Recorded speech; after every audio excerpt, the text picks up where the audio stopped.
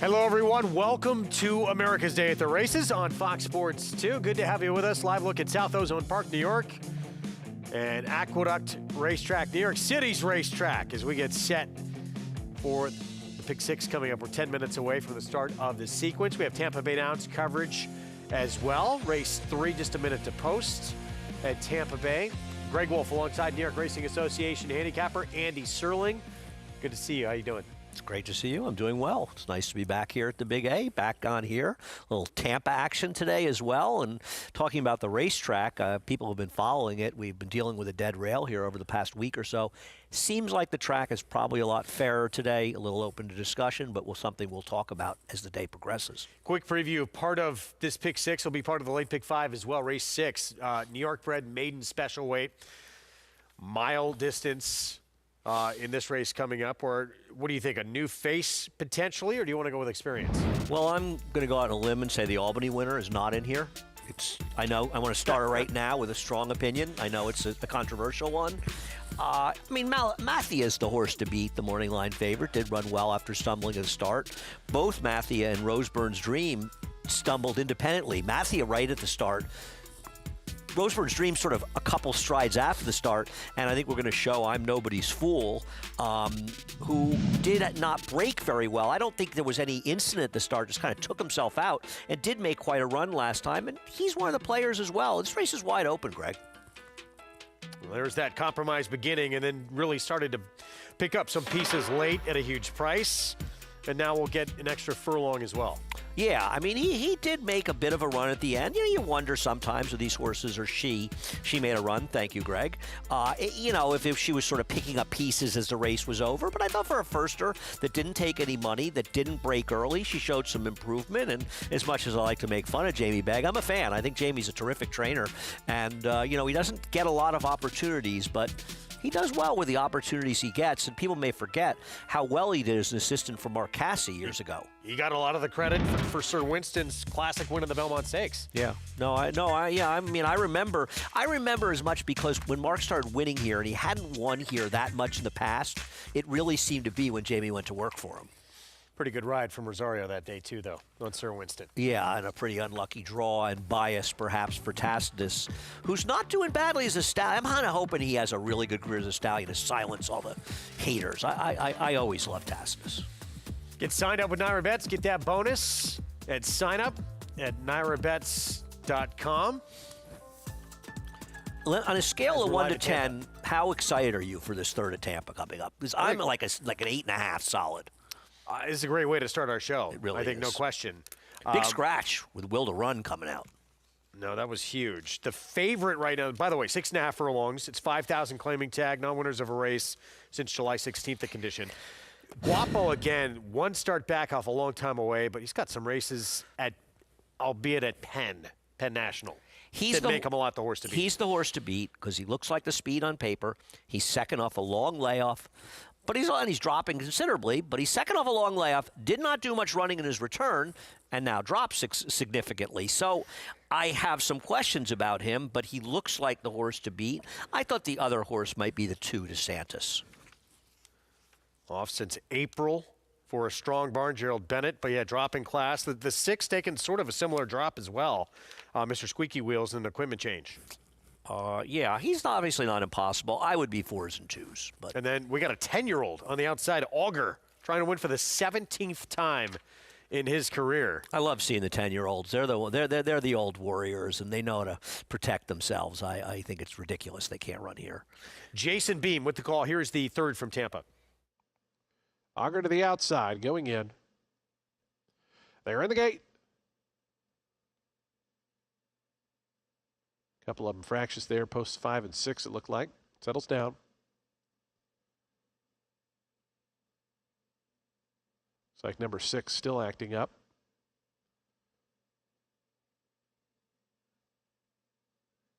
And the race is on. Guapo again out well. Mr. Squeaky Wheels. Between them, Rebel Empire. Those are the first 3 as they come out of the chute. Not on the main course. Auger was out 4th to the outside. As tapping on the brakes there was Rebel Empire in between horses. DeSantis moves through from 5th down on the inside. The 2 at the back, Awesome Move and Silent Violent as it's Guapo again. and Cipriano Gill, 3/4 of a length in front of Auger on the outside. Mr. Squeaky Wheels between them. The top four only separated by a length and 3/4 as DeSantis moves through now to take over third. Rebel Empire, Silent and Violent, they're back 5th and 6th, and the Gray Awesome Move is the trailer after a 23.10 second opening quarter mile. So lots of changing in behind, but this leader's been coasting. On the front end, it's Guapo again, who takes him past the 3/8 pole, bumps the lead out to 2.5 now to DeSantis and Auger. Rebel Empire stoking the fires out, 3 deep is 4th. It's a length more, then back to the inside. Silent and Violent after that Awesome Move as they wind around to the top of the stretch. It's been all Guapo again. Cipriano Gill and Guapo again by 4 now. Rebel Empire up on the outside into second. Awesome Move trying to follow that move out wide. DeSantis, Silent and Violent. Mr. Squeaky Wheels takes to the inside. They're lined up in behind this runaway leader, though. It's Guapo again to the 16th pole in front by 5 or 6 lengths. Good battle for second. Rebel Empire, Mr. Squeaky Wheels, but a good-looking victory for Guapo again. Won it here by about 7 in the end. Rebel Empire looked to grab second there from Mr. Squeaky Wheels. After that was Silent and Violent. Awesome Move. Yeah, much the horse to beat. Ran like it. Guapo again, second, back of a long time away. Easy win. He made 2-1 look like the overlay of the century. He was immediately in control, and there was never a point in the race where he didn't look like a cinch. Did he get taken? We will try and find out for you. That's the only question that remains there. Back to New York. Pick 6 starts here in race 3. We'll get to it in a moment. Here's what's ahead, presented by Claiborne Farm. Fast going. And we'll bring you the entire sequence here of this pick 6. Late pick 5, of course, begins in the 4th. Tampa Bay, fast and good. Their pick 5 begins, late pick 5, in that 5th race. This race to kick off the pick 6, 20,000 claiming tag, non-winners at 2 lives, only maiden winners, sprinting 6 furlongs.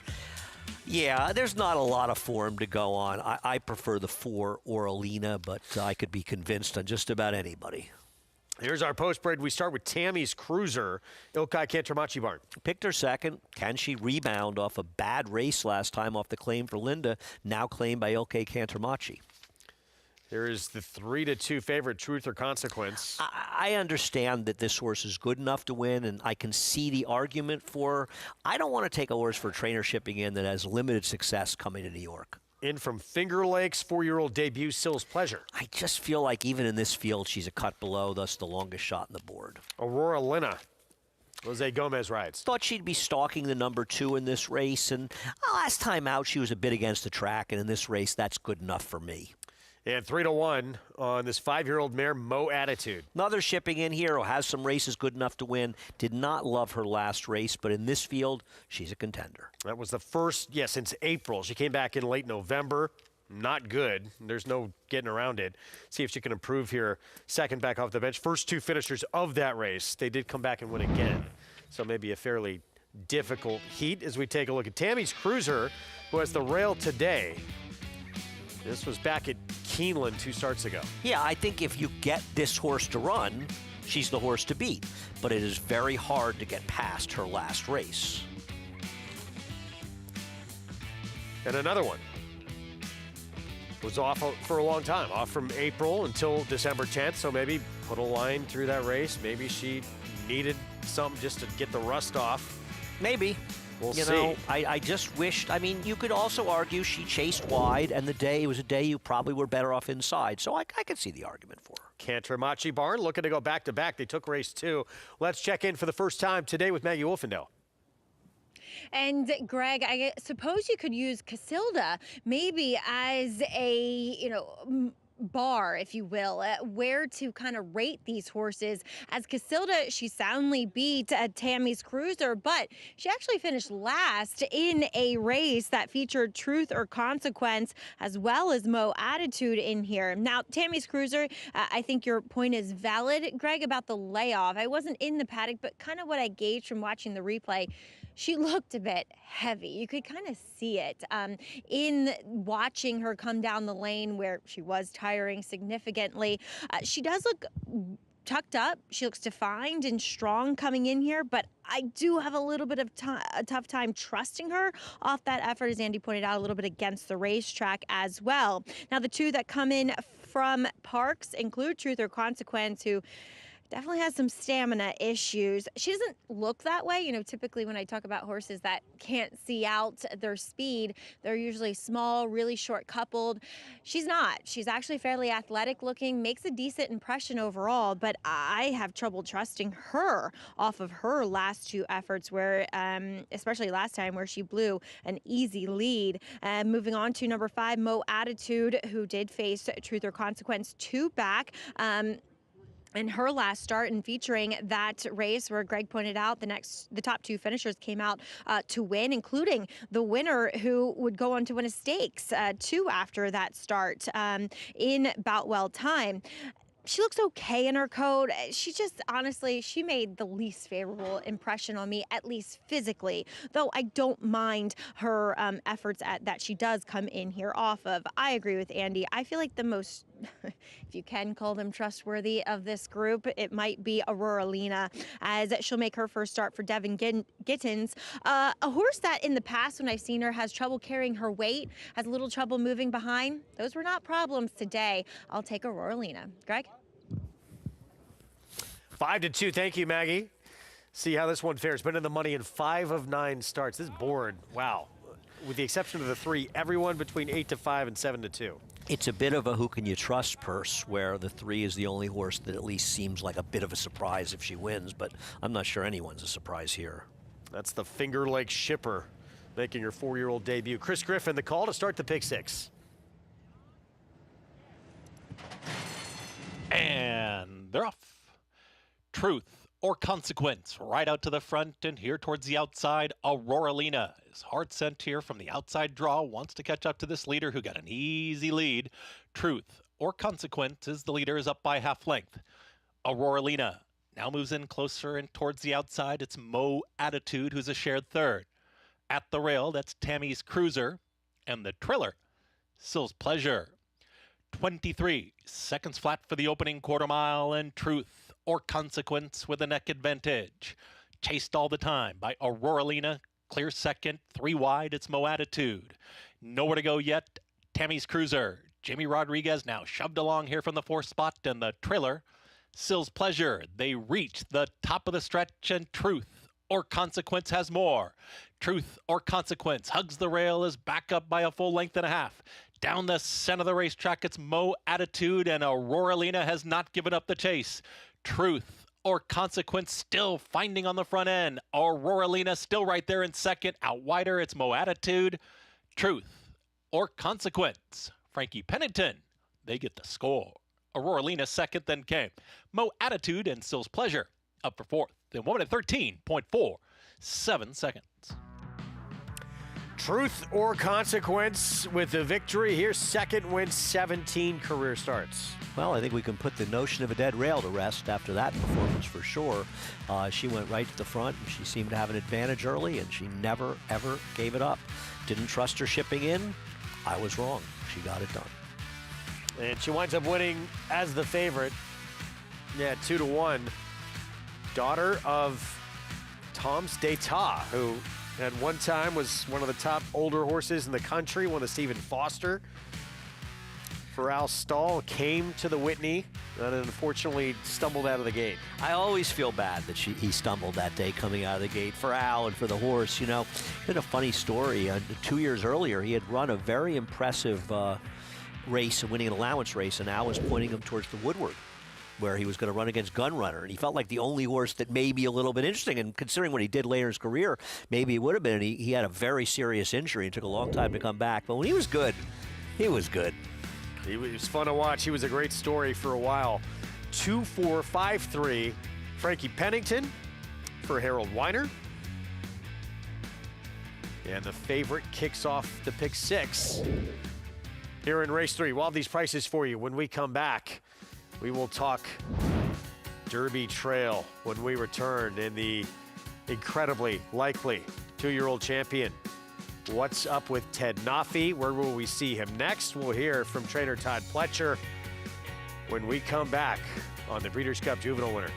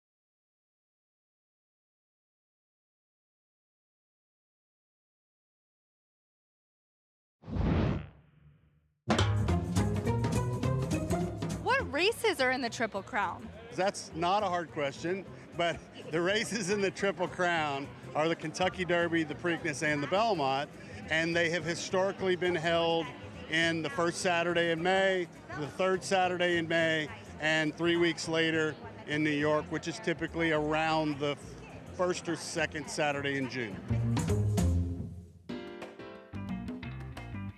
Continue to learn on this program. Welcome back to our Fox Sports 2 coverage. Triple Crown, we're in it. Road to that first Saturday in May. America's Best Racing. Proud to have them as a sponsor, making the sport easier to follow. Explore stories, betting tips, and race day insights at americasbestracing.net.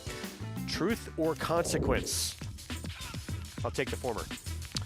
Well, had the best overall race of anybody, got to the front and able to control. And on today's track, which is significantly different than what we've seen recently, I'll give a little tip of the hat to the track maintenance crew. Good enough. 2-1 favorite gets it done to kick off the pick six sequence.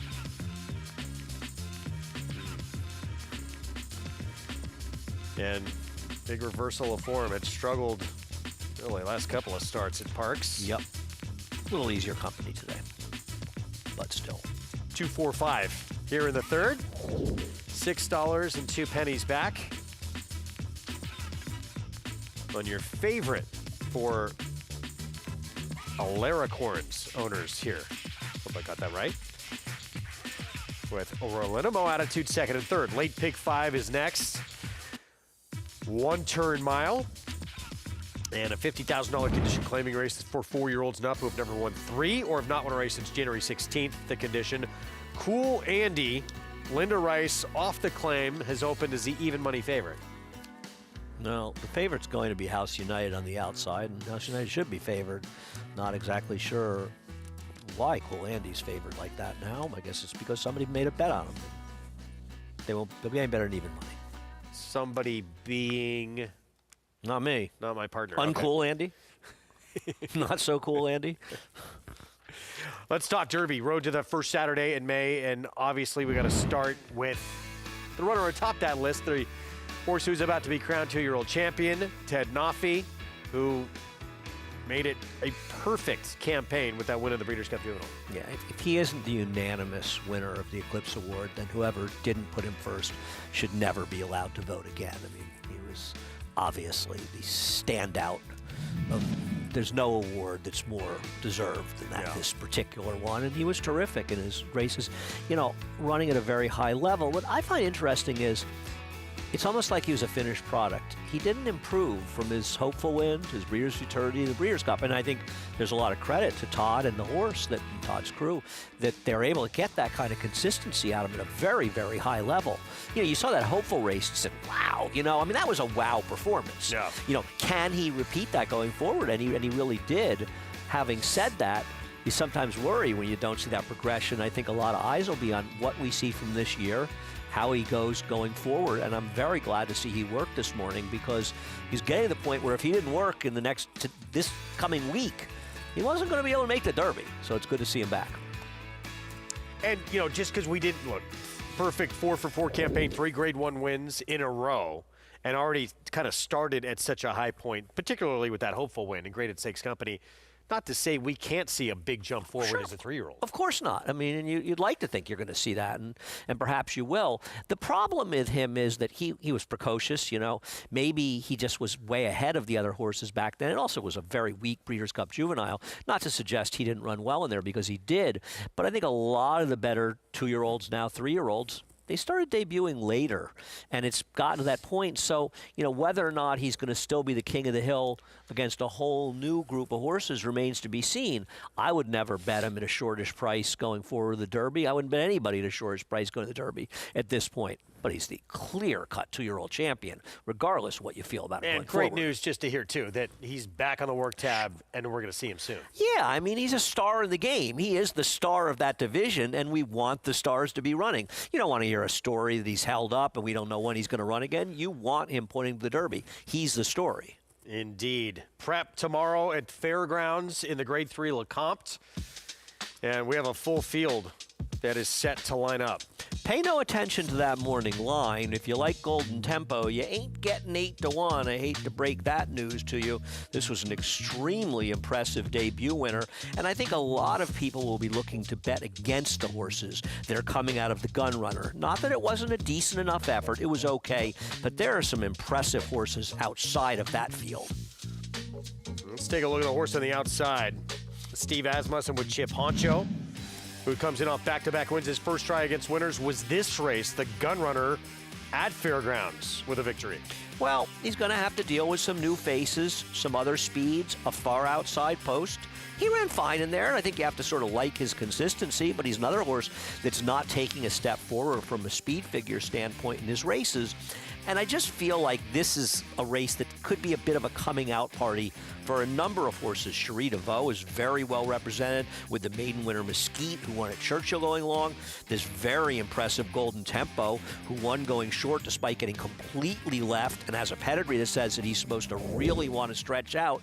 My friend David Aragono, who makes the morning line for the NYRA races, he thinks that Golden Tempo is going to be favored. I would probably lean on his side with him. He's usually right in these situations, but I think it's a very interesting race. And this is, you know, sometimes the Lecomte, you say, this is early, it's not that. I think this is going to be an interesting window into some very promising 3-year-olds this year. And Cherie DeVoe has got a pretty strong hand right now, and she's got some interesting maidens on the card as well. Yeah, that victory we just showed you, Chip Honcho beat Crown the Buckeye, Ohio bred, who has a lot of speed. Wound up third in that race. He'll be back third off a short layoff as you take a look at the upcoming Derby preps. This one, the Lecomte, 20 points to the winner to get in that Kentucky Derby starting gate. 20, 10, 6, 4, and 2. And then we have the UAE 2000 Guineas, Holy Bull Southwest at Oaklawn end of the month, where I believe Strategic Risk is coming back in that spot. I won't be surprised. I think the Southwest is also supposed to feature that very impressive debut winner. Got a 98 buyer, Decode something. I'm blanking on his name. I also I feel like there's another horse that's coming back. That's going to be a good race, $1 million. Yeah. I mean, let's face it. I mean, we're all really thinking about the 2000 Guineas at Maidan. That's the race that everybody's focused on as producing the likely Derby winner. I don't know what Derby, but some Derby. Andy Kids. We're going to take a timeout. We'll be back. You never know. Maybe this is the year. Every year could be the year. 7 minutes away, 4th at Tampa. Well, the post break when we come back.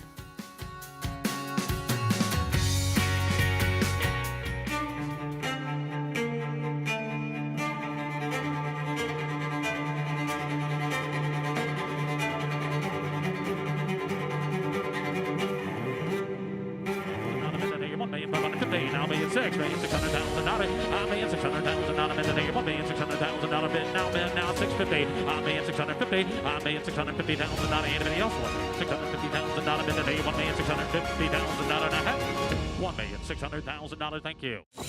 You bet with NYRA Bets. Bet any track, anywhere, anytime.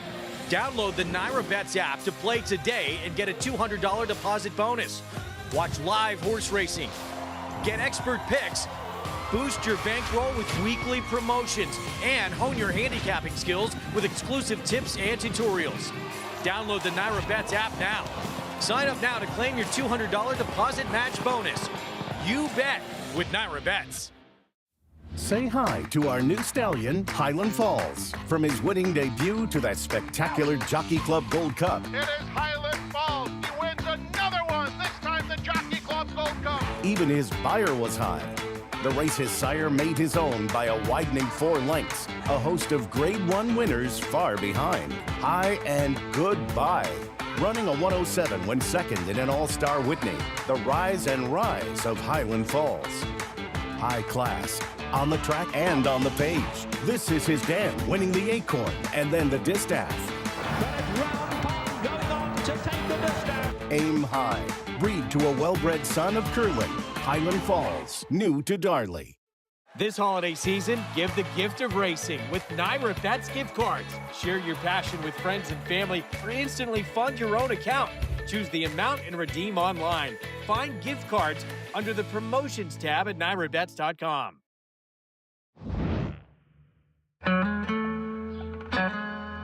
Well, we've been here since 1910. Started here with my great grandfather. They moved the operation from Virginia to present-day Claiborne in Paris, Kentucky. Long lineage between my grandfather, Bull Hancock, who was really influential in importing European stallions. And those stallions ended up kind of transcending the American bloodstock, and they're still evident and prevalent throughout the pedigrees today.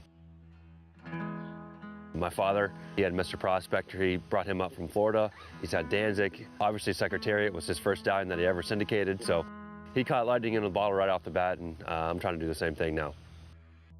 Certainly, we've come along and been really lucky and gotten some really good stallions along the way. Warfront's obviously in the sunset of his career. He's been unbelievable for us.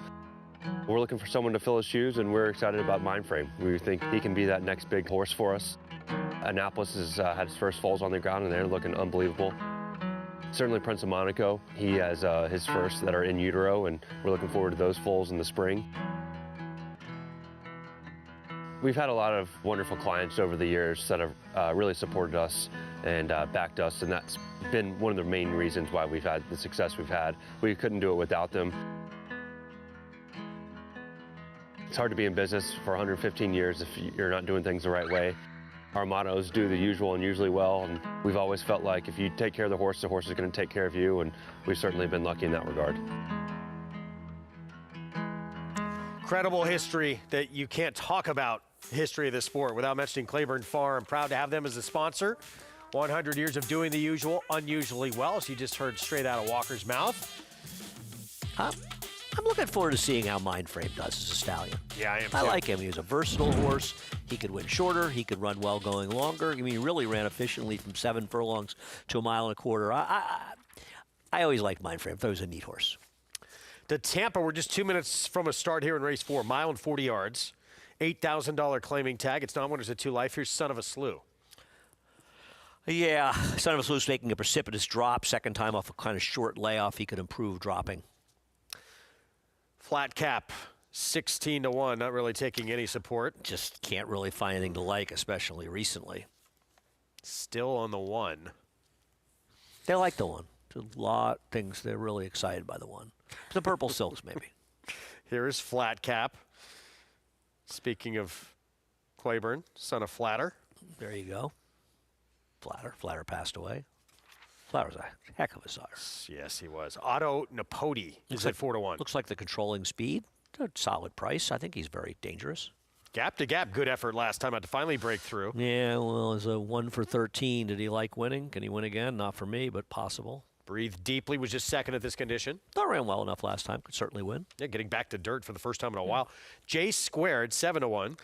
Really a synthetic horse trying dirt for the first time. Not enough pedigree for me to take. Not my kind.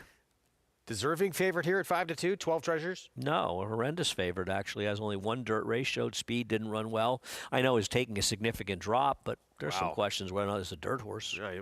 Obviously, the dirt started against tons better, but did not run much. Strength and guidance at 9-1. A little tough to like outside, but at least the last race wasn't bad. You put a gun to my head, I would say I prefer the 4 in this race, Otto Napoti, who looks like the speed. Bet $100 each on Aqueduct in Tampa Bay, and you get a $20 bonus in your NYRA Bets account. Get signed up, started, nyrabets.com. Back to New York. All right, late pick 5. Again, coming up at this one, there's the favorite still. Cool Andy holding on as top choice on the board. Let's go downstairs to Maggie. And guys, I get why it's a bit of a head scratcher that Cool Andy is a favorite on paper. There's nothing really that exciting about his PPs other than making his first start for Linda Rice off of that Kentucky claim. But here in the paddock, I can see why he is. He looks best. No doubt about it. Best turned out horse here in the paddock. I know it's not a beauty contest, but I think there's also something to be said when a horse looks this well in virtually the middle of winter. And furthermore, I thought last time in hindsight, Jose Ortiz would probably want that ride back because Fountain Run, who was a big long shot that day, was really hustled out of the gate, secured that lead, even though Cool Andy bounced out of the gate on top. And he, relinquished the lead to that long shot leader who then got kind of moderate fractions and got comfortable in the front end and took them gate to wire. Whereas Cool Andy, he was hard on the bridle down the backside, so wasting some energy fighting Jose. And then he just threw in the towel late in the game. Now, you could say his form's waning a little bit. And there's a possibility that he does have to deal with some other speed in here, but at least he gets to do so more from an outside post position, with the other two more likely speeds to his inside. But like I said, Greg, he looks phenomenal here. Big, good-looking son, a practical joke, great coat, great flash to him, bright disposition here. I do like what I'm seeing. Public does as well. All right, thank you, Maggie. 6-5, still top choice on the board, but that will not be the case when the gates open. No, the 7's going to be favored in all likelihood by post time. At the very least, it'll be close. Cool Andy's got to deal with some other speeds in this race. He's posted outside the 1 and 2, but he's a forward horse, and it does feel like the pace could be at least honest here. All right, back to Tampa, loading up for this fourth, and we're both a little perplexed. I mean, look, the 5-2 favorite, that was a big drop, incredibly huge drop. Yeah, but I think the 4 is an overlay at 4-1. I don't know that he'll go off at 4-1, but I think if he is 4-1, it's an overlay. I didn't look at double prices to see if he's going to take a big drop at the end, as often happens. I thought gap to gap was interesting. The 5 took forever to break his maiden. Finally, 13th time did. Not my kind, but I understand the thinking. His last race was certainly good enough to win here. I will not disagree with that at all. And Breed Deeply was 64 buyer last start against the next out winner. Jason Beam, the call. Here's the 4th at Tampa. Bardo had a winner here the other day. They're in the gate.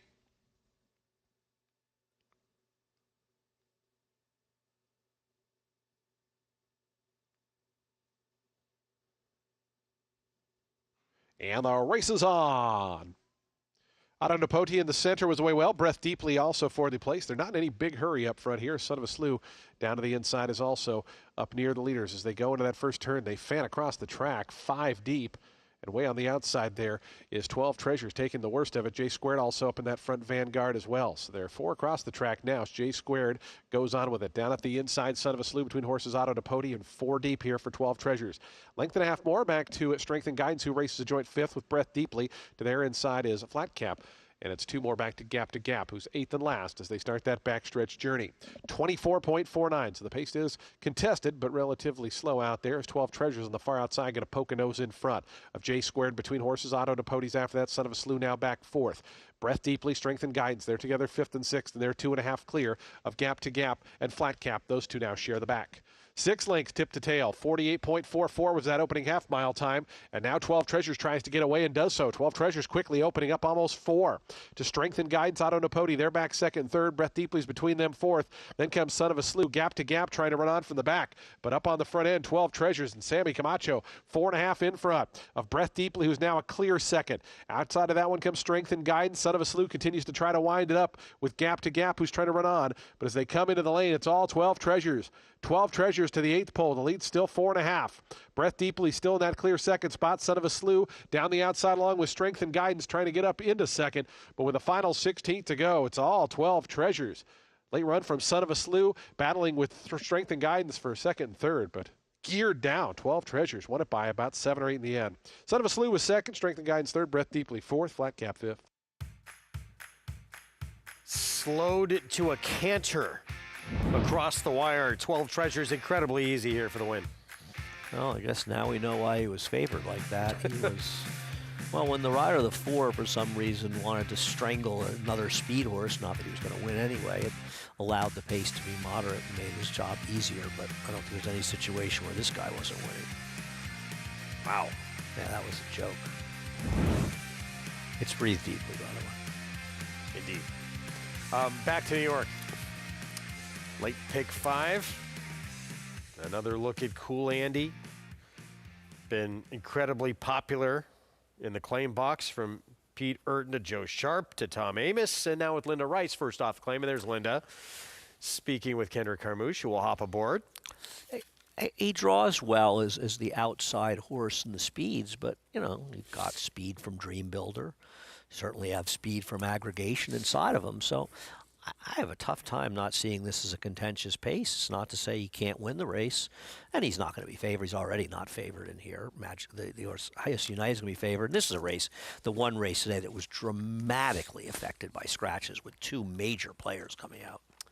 Yeah, both the 5 and 6 had huge cases to be made. Here's Dream Builder, Guadalupe Preciado.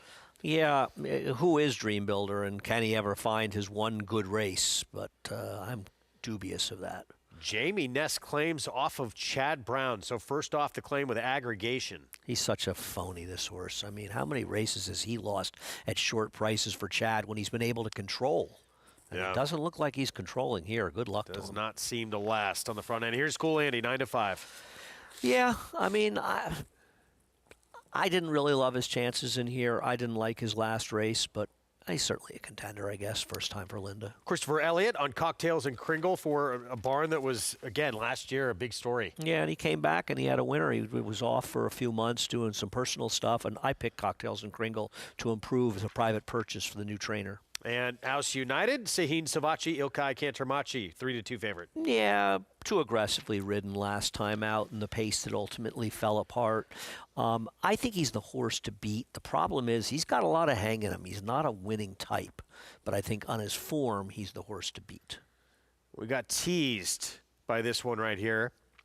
November of 2023, that huge effort at Aqueduct, 100 Beyer speed figure. Just have not seen it from him again. This was back on December 28th. Forward, as usual, had the lead in the stretch and gets run down as the favorite. Isn't this who aggregation is? Chad drops him down, basically hoping to lose him, I would assume. Finds a field he almost can't help but beat. Able to control, not particularly strong pace. Looks like he has the race won. And then they get there to the wire and he goes, somebody else. Just doesn't want to win this guy. He's not for me. And that was, yeah, for 25,000 claiming. He's just not for me, this horse. I've seen enough of him.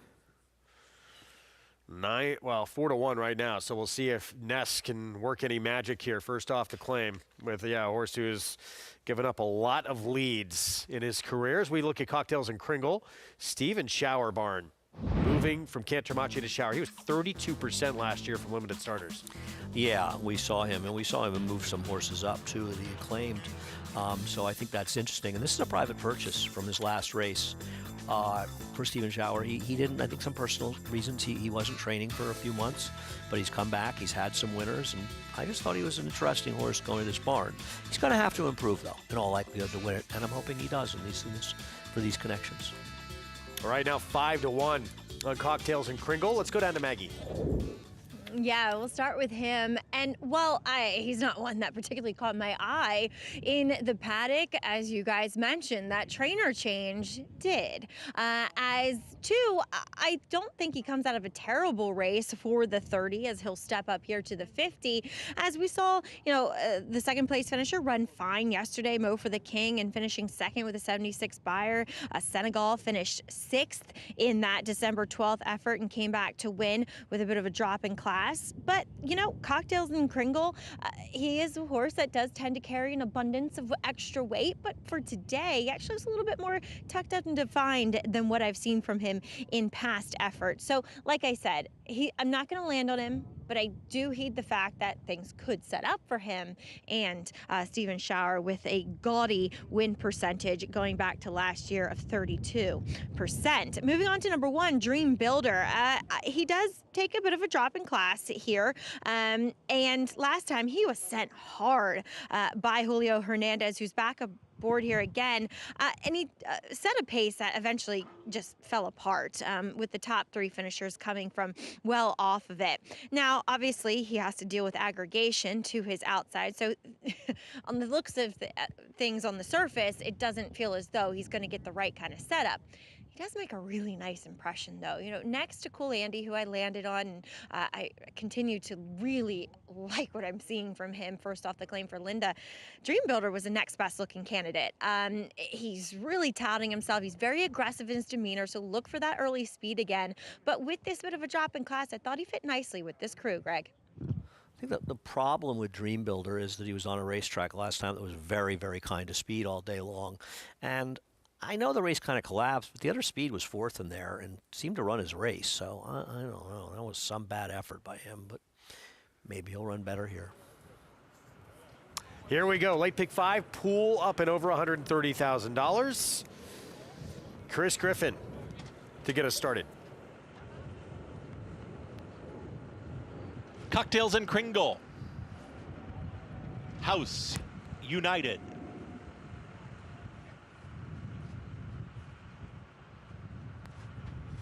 Goes in. All set. And they're off. Aggregation right out to the front, flashes that early speed, and here is Dream Builder at the rail to now challenge. Dream Builder puts a nose in front with Aggregation back to second. Just behind them, they're lined up on the far outside, House United in the green cap, and in between horses, Cocktails and Kringle. Cool Andy is the trailer, but they are tightly packed here, a length and a half to cover them all, and they work up the backstretch. Dream Builder is now challenging once again for that early lead. Puts ahead in front of Aggregation, a stalking second, 23.27 for the opening quarter mile. Cocktails and Kringle is 3 wide. 4 wide is going to be House United. And sitting right in behind them, Chile, it's Cool Andy, who's the trailer. Approach 4 furlongs left to go. Dream Builder with that neck advantage, and Aggregation goes right with that leader. Cool Andy makes a slick move here at the rail, is in pursuit from third. Dropping back was Cocktails and Kringle, and House United launches a wide run, 46.23 for a half-mile time. Dream Builder and Aggregation, they still go at it. Can Cool Andy pick up the top 2 pace setters as they reach the top of the stretch? Dream Builder is still there. Aggregation has been there throughout. Cool Andy up on the outside starts to get moving now. House United starts to run on for the back end of the field. Dream Builder has the lead, but not for long, as Cool Andy is now a length and a half in front, but House United is chasing. Inside the final 16th, Cool Andy almost home. Cool Andy won it. House United second. Dream Builder in 1 minute 39.35 seconds. Linda Rice first off the claim victory. Cool Andy, who impressed Maggie in the paddock, was favored through a lot of the wagering here with a win. Other than the brief moment early when he didn't break that sharply, there was never a point that anybody watching the race could have possibly not realized he was going to win the race. First of all, they were going too fast up front. Then my horse, the 4, who was way too close, wasn't running at all. 7 doesn't want to win anyway.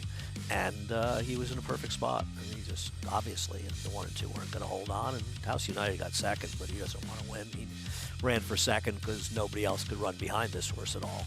But he was a winner every step of the way. And they know when Linda's going to run. This horse got bet early, and he never really drifted that much to go off a 2-1. So Cool Andy with a victory. Owned and trained by Linda Rice. And now 3 wins from 7 career starts. Kendrick Carmouche aboard for the win. Second choice at 2-1, 3-7, 1-4. We're going to take a timeout. We'll look ahead to the weekend when we return. And the ladies, purse of $135,000. Weigh the risks. We'll try and make it 4 in a row. And her 3rd consecutive stakes win is the odds-on favorite. She'll break from the rail for Chad Brown at Klarovich.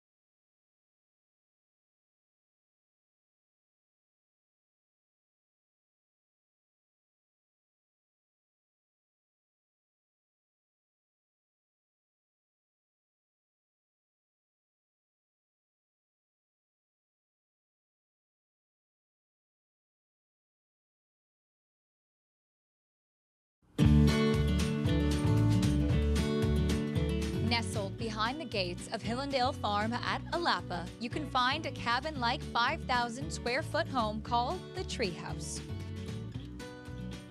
It's a new one-of-a-kind getaway destination located in the heart of horse country.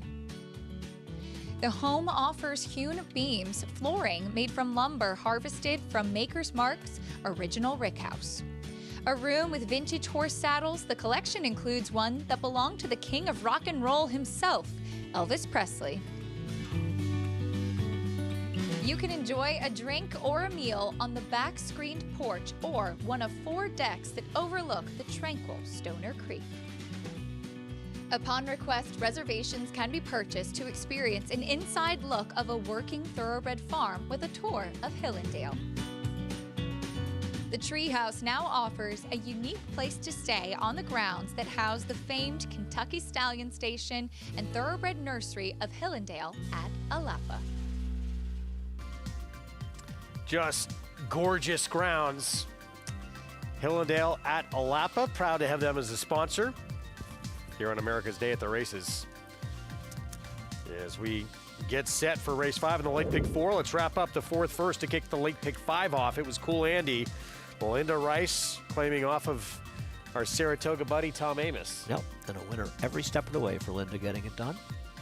Another winner for Linda, who knows, not surprisingly, is having a very good 2026. Dare I say, on pace? Oh, to break her record from last year? Well, we'll see. Most wins on the NYRA circuit in history. Well, I think one of the things that helped in that regard was how well she did in Saratoga. You know, can she continue to win in those situations? And listen, she's been very aggressive, claiming out of town, and clearly doing a very good job. She wins for a reason. Cool Andy, too good here. House United made a late run, but comes up short, runs out of room. And 3rd career win, 7 starts. His 4-year-old son, A Practical Joke, returned $6.56 for the win. 3-7-1-50-cent trifecta. $16.62 as we get into the late pick 4. And it begins with a $20,000 maiden claiming race, all for sale for that price. 1-turn mile. So Vain, who was 4-5 morning line. 1-5 right now. Danny Gargan, big drop from 2 maiden special weights. The last being on turf. Yeah, I mean, the negative with him is he's dropping severely. In his first dirt race, he ran a very good field. There's a clear give up, and you know they're begging for somebody to claim. The positives are this is a terrible field. His one main competition on paper, the 5 Asking, has been extremely disappointing at some short prices. And Danny Gargan, the trainer of the 6, for what it's worth, that NYRA maiden special weight to maiden claimer on dirt over the last 5 years is 5 for 11 with a 255 ROI. So these drops have been winning. Very short price, but also a very likely winner. All right, we'll get a look at So Vain, how she looks momentarily. Look ahead to the weekend. Going to break, we showed you Weigh the Risks. On quite a roll right now for Chad Brown and Klarovich, and we'll try and keep things going in the ladies' stakes over the weekend. She's the clear speed. She has the inside, and she's coming off a huge buyer win. Now, I think there's an argument that big figure is a bit dressed up by the racetrack. So whether or not she's really as good as that 103 buyer suggests is another story. But since switched to dry dirt track, she had one wet track race, not very good at Churchill. She has had 1 loss, and that loss was chasing outside against a gold rail. Other than that, she's been flawless, and she's run some fast races, and she's gotten very, very good, and she draws well. Now, we'll see. Track seems to have gotten fair today, so that's not going to hurt her. It obviously is better for her. You don't want a dead rail breaking from the inside like we had. But I think Quiet Side is dangerous. I think the number 3 horse is a bit dangerous in here as well. So this is a tougher race for her, and she's also got to get the 2 turns, the mile and 1/8. Let's talk Quiet Side, who comes out of the Grade 3 Comely, faced Weigh the Risk stablemate, fully subscribed. How good is she, do you believe? Well, I mean, to be fair, fully subscribed is running the same kind of buyer speed figures that Nitrogen was running on the dirt. So I think she has a chance to be a player in the 4-year-old division, and she was dominant in both the Comely and Mother Goose, but the competition's going to get sterner, and I could imagine she's probably pointing to get to the La Troyenne to start out her year in Grade 1s, and she could be a player. I thought Quiet Side ran better than the 3rd place finisher that that comes up I think may have been second. Not sure. Who ran? I don't have my PBs. Our Daydreaming Girl. She beat her. I thought that she did much more hard work. She was wider than our Daydreaming Girl. She was second off a layoff. I thought she sort of tried the leader more. I think both of these horses are not impossible. But I thought Quiet Side could take that step forward, and I believe she's the chief competition to the favorite. Yeah, most would agree. Third off a fairly lengthy layoff for John Ortiz. John Ortiz, too. Right. Tough guy starting to make all the right moves as a trainer here in Hot Springs. And his fall in New York has been exceptional. Scalable's not impossible as well. The 1 1/8 could be a bit of a stretch for her, but she's okay. For Todd Pletcher, a very distant second behind the way the risks, who had beat her the start before that as well. It was a little closer on that occasion. More from Tampa when we come back. The carryover, by the way, of over $83,200 in this late pick 5. It's 7 minutes away, so final chance to put those tickets together with a pick 5 next.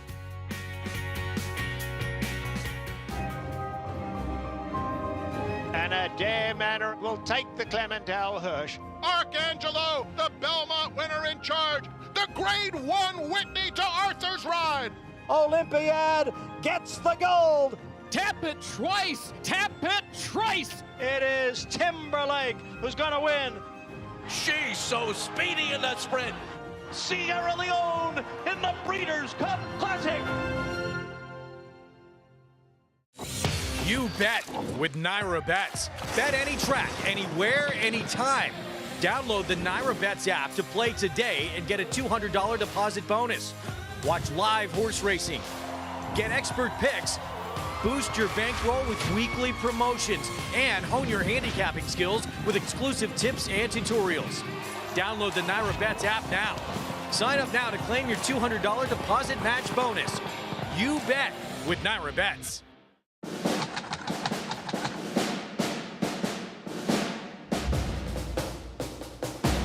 How magnificent was Full Count Felicia? Never in doubt. World War. Fort Washington on the outside. They're coming down to the line, and Goliad does it. Warfront, standing at Claiborne Farm. Congratulations to Fox Sports, winner of 2 2025 Media Eclipse Awards for both outstanding live television programming of the 157th running of the Belmont Stakes and the winning television feature, The Healing Ride. Enhance your handicapping with AI Fast Facts, exclusively on NYRA Bets. Open your NYRA Bets app, click View Runner Details, and a stat-driven fact will appear for all U.S. thoroughbred racehorses. Download the NYRA Bets app to start using Fast Facts today. Back with you on our Friday coverage. America's Day at the Races. Brought to you where you can play it all. NYRA Bets, bet any track, anywhere, anytime. As we get set for the late pick 4 here in New York, we're 14 minutes from a start. Out at Tampa, carryover in a late pick 5. Mentioned that carryover over our $83,000. Here's the 2, Lake Chapala. This one has a shot, actually. Dirt form was okay. I don't disagree. Comes off the turf, by the way. Yeah, this is off the turf, and there really isn't much dirt for him to go on, and his race off the turf 3-back was okay. Lobo Salvaje. Wow, that was well said. This one has dirt for him. This is a logical player, right? Very, very logical. 11-1? Really? Okay. Yeah, 2-back, 56 buyer. Here's the 7, Zoo Daddy. Seems like the other dirt horse in this race. Why is the 1 2-1? Yeah, I don't quite. I guess he has dirt raced okay, but he's a bad favorite. Quite see the short price. Endless Rain. Here's the 8 for Gerald Bennett. I mean, listen, all of these horses have dirt races that aren't that good, but they're not that bad, and he's one of them. And then 1 Colorado. I mean, last time obviously was ease. Last time he ran the dirt, but he has probably the worst of the dirt horses here. And also eligible draws in the 12, Fural's Joy. Never been in the dirt as a Kitten's Joy, not one I would want to take in this race. Difficult race to start off the sequence. Yeah. Comes off the grass. 7th off the grass, by the way, as well. 9th stays on. 2, 6, and 7 are all horses I could use.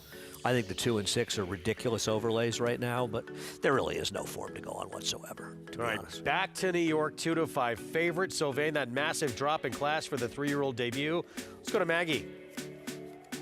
Yeah, we'll check in with Vane as she comes back here. I saw her for her debut up in Saratoga and kind of noted that she, at least relative to that field, which was a lot better than this one, just looked a bit small and slight overall. Now, I do believe that she has grown up a bit physically and filled out that frame.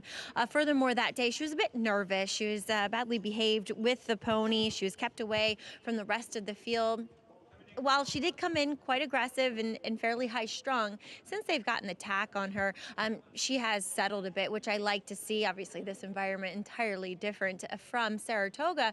I still wish she carried a bit more conditioning. She is still that slighter frame, but at least, she's lengthened her leg a bit as getting to a one-turn mile here, obviously with the drop all the way down to 22 helps, but she physically looks as though she's suited to this type of distance. Another horse that fits that billing and stretching out here on the dirt is number 4, Hudson Riverline. Now, she's done no running in weaker fields, but she'll put the blinkers on, a fairly significant kind of shortcut blinker. I know that sounds like an oxymoron, but sometimes horses wear very, very small cups that are considered cheater blinkers, whereas her cup, while still a cheater blinker, is about 1.5 inches out from her eye.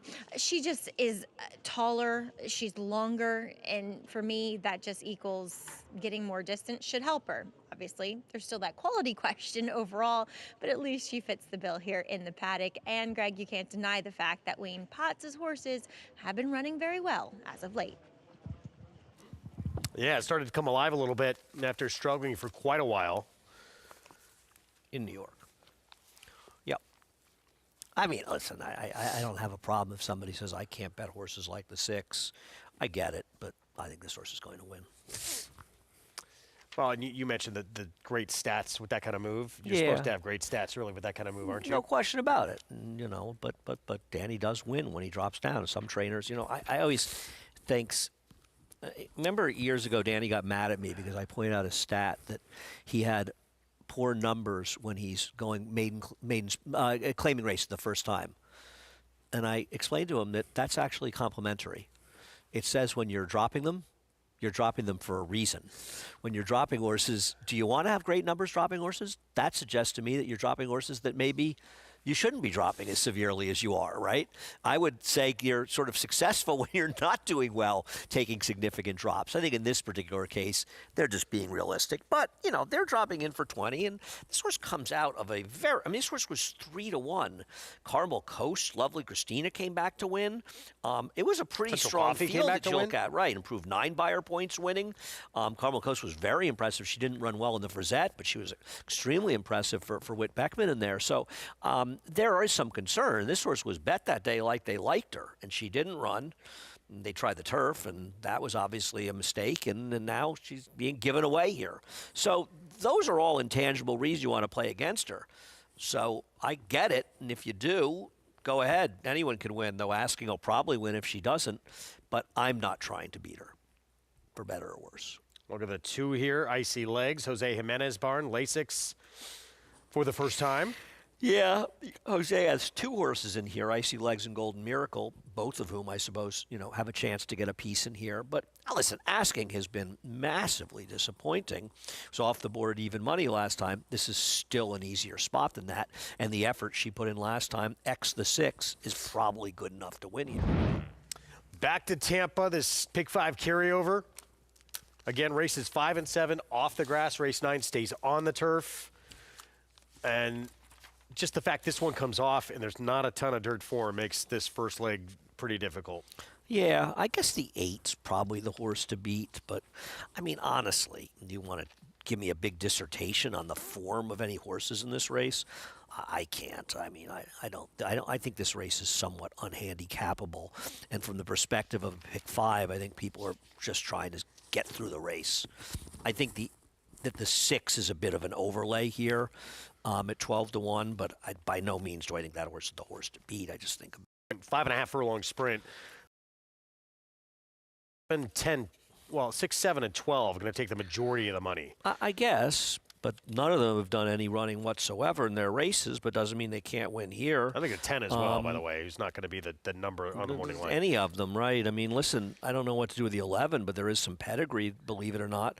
I would be scared of Fashion Mall a little bit, but, you know, a first-timer for Kathleen O'Connell. But I'd be scared of firsters, but who knows? Race 7, you could probably narrow down to 10-11, I thought. 10-11, yeah, they're off the turf race. That's a lock. The 8th, 4 is going to be tough. But 4 and 5. The 8 is interesting, I thought. I thought the 9 interesting a little bit. Okay, I had 4 and 5 open. I didn't have anything beyond that. And last is a little difficult. Well, yeah, I mean, Sugar Magnolia feels like she's probably the main horse, but I agree. The 2, Sugar Mag, the 2, the 4, they are who they are. 11 with a big shot, too, outside, I thought. Also eligible, gets in. Yeah, but it's just had so many chances, but I don't disagree as the fastest turf races. Good luck. Carry over in this late pick 5. It starts here in this race that comes off the grass. Let's go to Jason Beam. Lobo Salvaje once again moving forward. This time going in. As Farrell's Joy, Andre Worry to the outside to complete the line. Late pick 5 time here on a Friday at Tampa. They are in the gate. And the race is on. That son of a gun got away well toward the inside with Lobo Salvaje. Those are going to be the first 2. As they run to that first turn, Zoo Daddy away in good order is 3rd. Lake Chapala down toward the inside is 4th. Going to be a wide trip here for Juan Colorado on the far outside. Then comes Surprise Package, Endless Rain. Farrell's Joy from that outside draw works over to the inside. Is the trailer here 8th and last, but only 6 lengths off the lead. As that son of a gun is who's going to make the pace. Samuel Marin and that son of a gun, a length and a tail in front. Lobo Salvaje, Lake Chapala rides the fence, a joint 3rd with Juan Colorado out 3 deep in 4th. It's a length and a half more to Zoo Daddy, who's 5th right now, about 4.5 off the top. Under a good hold is Surprise Package to the inside, the 2 at the back, Endless Rain and Farrell's Joy. They're midway down that backstretch run, 25.07 seconds for that son of a gun, who gets some pressure now by Lobo Salvaje on the outside. Stacking up 3 deep now as Lake Chapala joins them, and 4 of them across now as Juan Colorado comes up to join the mix. So a quartet across the course as that son of a gun has lost the lead, is now back to 4th. Moving up to the inside, Surprise Package from 5th. Then comes Zoo Daddy, 2.5 more to Endless Rain, and Farrell's Joy still trails. 49.42 seconds for the opening half-mile time. Lobo Salvaje, Lake Chapala coming into the race nicely. Surprise Package toward the inside is 3rd now. Juan Colorado starts to drop back. Endless Rain is commencing a bid down on the inside, and Zoo Daddy out wide. Lobo Salvaje, Lake Chapala. Now here comes Surprise Package to come after them at the top of the lane. Endless Rain still in behind. Zoo Daddy wheels toward the outside. A final 1/8 of a mile left to go. Surprise Package takes over. Surprise Package by the 8th pole in front by 2.5 now. Endless Rain from out of the pack trying to chase with Lake Chapala and Zoo Daddy, but a final 16th to go. Surprise Package clear. Surprise Package, a big upset to start the sequence at 17-1. Second was pretty close there. It's either Endless Rain or Lake Chapala. After that, Zoo Daddy and Lobo Salvaje. Surprise Package. This is where we thought this race was so incredibly difficult to start off the sequence. There was not a ton of dirt for him. This horse had been on dirt once and got a 21 Beyer speed figure. Did not appear to love it. Different story today. There's absolutely no way that you could take a horse whose form has fallen apart in the turf, ran once in the dirt, was virtually eased. Good trainer is the only thing you could say. And this was at one time was to beat on the turf, but the last 2 races were atrocious and absolutely galloped here. I hope if you played that pick 5, you're alive. The pick 5 pool was over $800,000. Wow. I got a feeling at this point, if you're alive and you're not a CAW player, you're one of the few. Yes, you are. Post-parade for this start of the late pick forward Aqueduct. Pensima, blinkers on, and Lasix. Yeah, this is one that even in this race would be a surprise. 2 sprints stretching out. The 2 icy legs gets Lasix for the first time. A fringe player along with the other Jose Jimenez horse that's outside of her. Stablemate, yeah, next door. Golden Miracle. Ditto. 14-1. Hudson River Line gets blinkers for Wayne Potts. Has done 0 running on dirt and turf. The only thing to say is what Maggie pointed out, that Wayne Potts' barn has come alive. Here is Asking, Bill Mott with Sahin Savachi. It's clearly the other horse. The horse is this one right here with that massive drop down for Danny Gargan. So yeah, I think you either single this horse or you move on. And 44-1 outside, Kef. Never lifted a hoof in any race it's been in. Comes off a 1 Beyer performance by Kef. Not a -0, mind you. A 1. Hard not to improve off that. 1. Hard not to, but possible. There is the huge favorite. There's an inquiry, by the way, at Tampa. It's against the third finisher, the 8. Yeah, 4-2-8-7 is how that finished. By the way, 17-1 on your winner. And 28-1 on this 2. The 2 I could have used. The 4 I could never have used. Well, let's go down to Maggie with more on this 5th. Yeah, it feels like Sylvain is much the horse to beat here. Even watching her up, it's been an improvement from what I saw in that first start back at Saratoga. Look, it is what it is. You know, this field is a maiden 20. So you're not going to find any really, really good looking horses in this group. But we'll check in with number 5. That is Asking. For me, she was horrible last time out, but it was going the 6.5 furlongs. Maybe she is better with a bit more ground. You can kind of see that with her physically and more so with her personality. I mean, she's a very laid back filly. She never gets in a huff, that's for sure. As she is being warmed up with the pony, as those blinkers are going on, just a shortcut cheater blinker for her. She also does get Lasix. She looks tremendous in her coat, that's for sure. It definitely doesn't look like it's 28 degrees for the past 2 months for her behalf, so she's well blanketed by the Mott crew in here. But I just can't get past her last effort. I thought she should have done a bit more running in there as the heavy favorite that day. So it just makes Sylvain that much more appealing. Greg? Yeah, I actually completely agree with Maggie. The problem with Asking is her last race was just awful and worse than any race she's really ever run. And that's problematic. Now in this field, board is right. She's the second likeliest winner, and as the board suggests, it's not even close. But it says if the 6 shows up at all, she's supposed to beat her. But, you know, horses like the 6, they're dangerous, you know, because she's really taking a severe drop. Danny's not running her in a 40 maiden claimer, you know, but maybe he's just saying, I want to get her claimed and I want to win. I want them both, and I'm sure I'll do it here. Having said that, you know, they're throwing in the towel big time. But you know what? You're better off doing that than running her. You know, you run her in a maiden 40.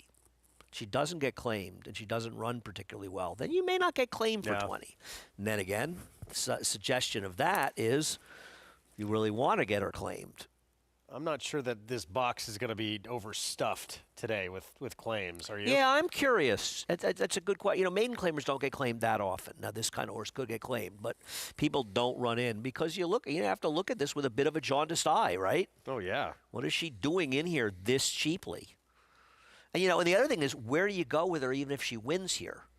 She wins this race. What race do you expect to win? You're going to win a race better than a 20? Non-winner's a two lifetime, you know? So it's hard. It's a tricky question. I'll be curious. If Linda went in, then I'm confident that she'll win. Usually the case. Yeah. It reminds me of, you know, years ago they asked Julie Crone, and I'm paraphrasing, when do you know it's time to move in a race? And she said, when Jerry moves. Jerry Bailey, of course. Yeah. I would think if you had to put an over-under on amount of claims that are in for the 6. 2.5? Yeah, I was going to say 3. Yeah, so I can't imagine it's going to be. Yeah. Well, I think the part of the problem is if you claim her, you kind of want her to lose, but then if she loses, maybe she's worth nothing. Yeah. You know, if she's kind of worth nothing if she loses here. But where do you go with her when she wins? Be interested to see what happens. Sylvain, 1-2 favorite, 3-year-old debut. Maybe she's grown up a little. And she doesn't have a ton to beat here either. It's much easier company. She took all that money in a straight maiden race at Saratoga over the summer. That was the extent of her dirt auditions. And now the give up. Start of the pick 4. Let's go to the birthday boy. Chris Griffin, the call.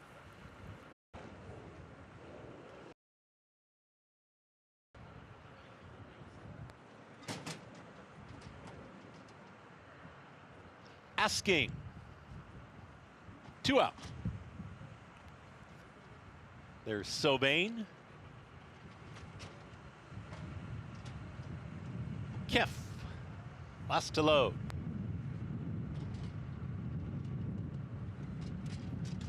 and in. All set. And they're off. Breaking inward was Pensima. Speed from in between horses. There's Hudson, Riverline, who shoots right out to the front, and Hudson, Riverline with an easy lead.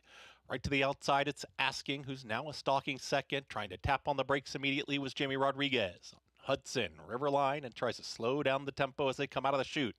Now they hook up with the backstretch, and Hudson, Riverline is clear by a length. There's Asking, who's giving game chase here from second, 23.47 for the opening quarter mile.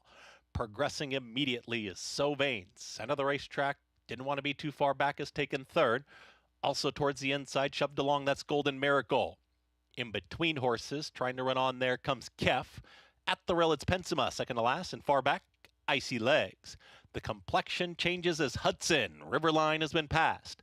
Asking is now in front, and So Vain wants to stick with Asking, and these two now travel as a pair, and they widen with every single stride. 47.24 for the half-mile time. Asking is in front. So Vain is now getting encouraged to try and keep up with Asking, who's finding more and takes a couple lengths away from So Vain, who's now struggling there in second. It's gotta go. They reach the top of the stretch. Sahin Savachi and Asking trying to open up on this field. Now straightening up is So Vain, who's still giving chase towards the outside. Has to make up about 5 lengths. Down towards the inside, Icy Legs has come from far, far out of it. It's Asking in front. So Vain is second. The one running on is Icy Legs down towards the inside. Asking almost there. Icy Legs getting closer. Asking did enough. Asking wins it over Icy Legs. Then came So Vain and Kef in 1 minute 42.51 seconds. As you had said, this was the other horse. There were red flags with the 6. And it's Asking who gets the win after not hitting the board previous 5 starts. Yeah. Good luck to the person who claimed So Vain. That was embarrassing. When the 6 couldn't run, Asking had to win. And I think that was sort of exaggerated by the 2 finishing second. Here, Icy Legs, look at the form she had coming in the race. This was a bad race, but Asking was clearly best. 2-1 as the second choice on the board. And, yeah, Icy Legs, the 2 at 20-1 comes up and steals second from this heavy odds-on favorite. It went off at 2-5. Can manage no better than third. Asking, blinkers on, getting Lasix. This one as well, lowest level she'd been at yet.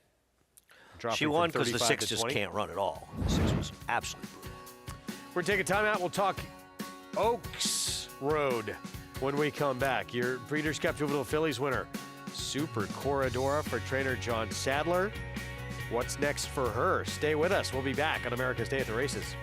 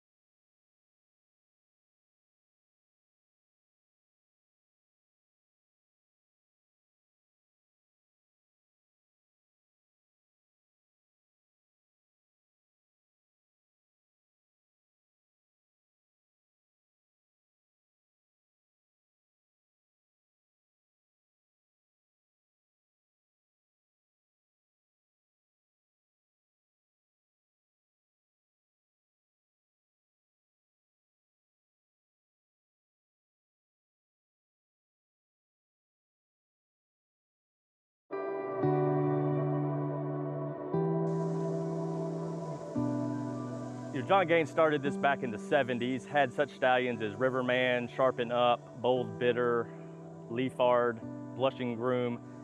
I think our slogan says it best: power, passion, performance. We're looking to be a power in not only the breeding sector, but in the whole thoroughbred industry.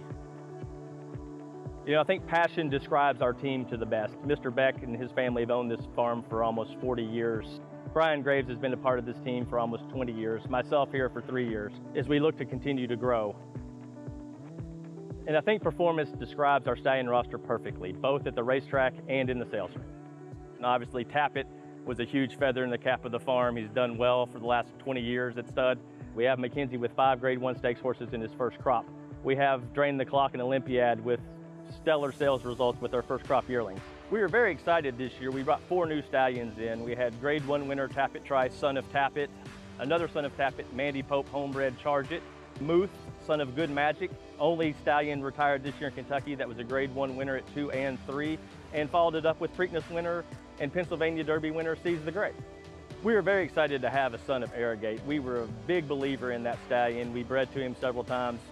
We're bringing Grade 1 winner Locked, son of Gunrunner, into the stallion roster for 2026. Grade 1 winner at 2 at Keeneland. Grade 2 winner at 3, defeating older horses in the Cigar Mile. Grade 1 winner this year at 4.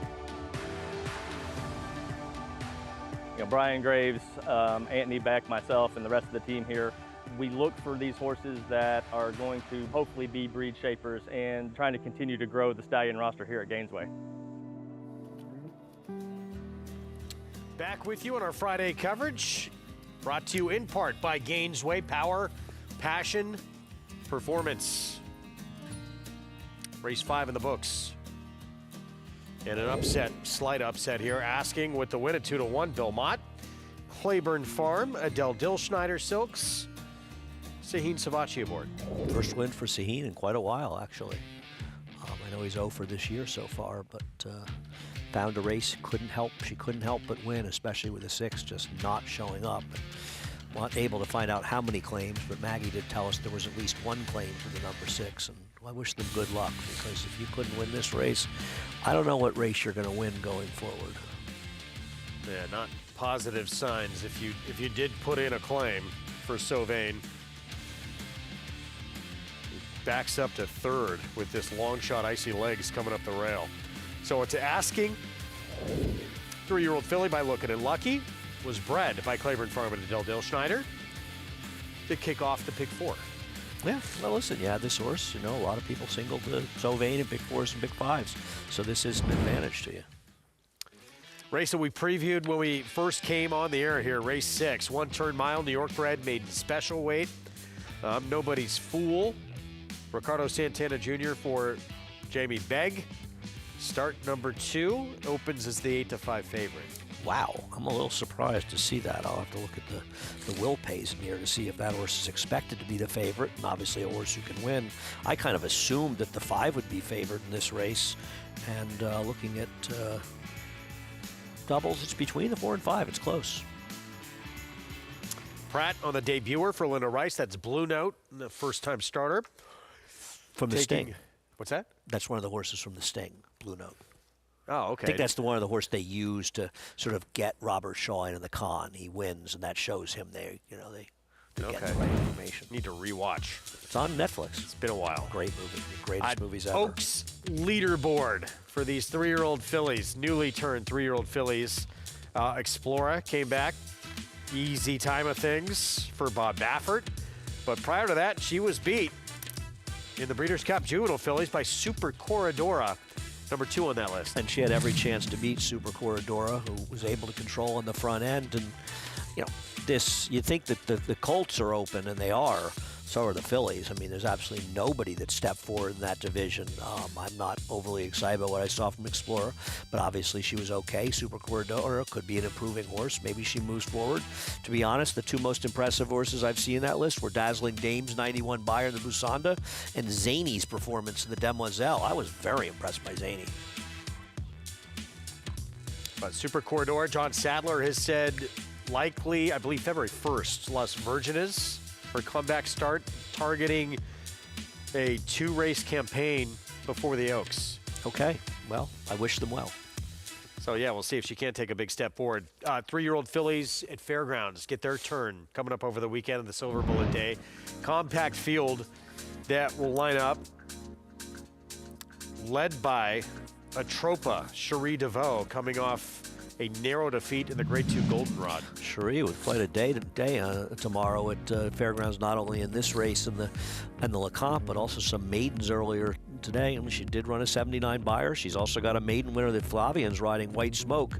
Good luck getting 9-2 on Flavian Pratt there, who ran well too, sprinting and stretches out in essential quality. And you've got a Love Your Neighbor, who looks kind of tough as well. They seem like the main players here, right? Cherie with a powerful stable 3-year-olds down at Fairgrounds, huh? And she feels pretty coming back as well. Great to hear that. Yeah. Take a look at the preps coming up for these 3-year-old fillies that first Friday in May. So Silver Bullet Day this weekend, Fairgrounds. Forward Gal at Gulfstream. Oaklawn back soon with the Martha Washington. We mentioned Las Virgenes, the target for Super Corridor, the Breeders' Cup Juvenile Fillies winner. And then Tampa gets into the mix with the Suncoast. Nothing here? Oh, okay. Suncoast to prep for the Tampa Bay Oaks is on turf, right? I think it is. Sorry, what are you asking? Tampa Bay Oaks is on turf, so it's not really a prep for that. Nitrogen won it last year. No, that's Suncoast, the next race. Suncoast. No, I'm saying that Suncoast, and then I don't know what it's a prep for. I don't know if they have a major race for 3-year-old fillies after the Suncoast. You okay, Greg? No, I'm not. Excuse me. Break coming just in time to save me. We'll be back with more right after this. We'll get back to Tampa. Approaching the 5-minute mark to post for their 6th. We'll have the post parade next.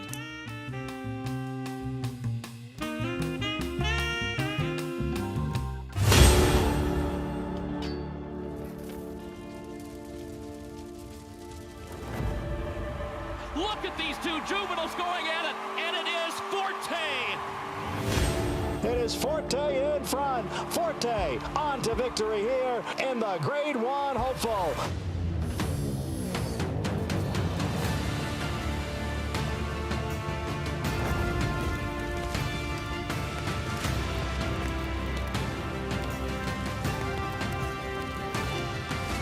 The two of them coming down to the wire. Forte on the outside, and Forte to win the Breeders' Cup Juvenile. Forte starts to gather in the top horses. This is going to be very close, but the champion prevails. Forte wins.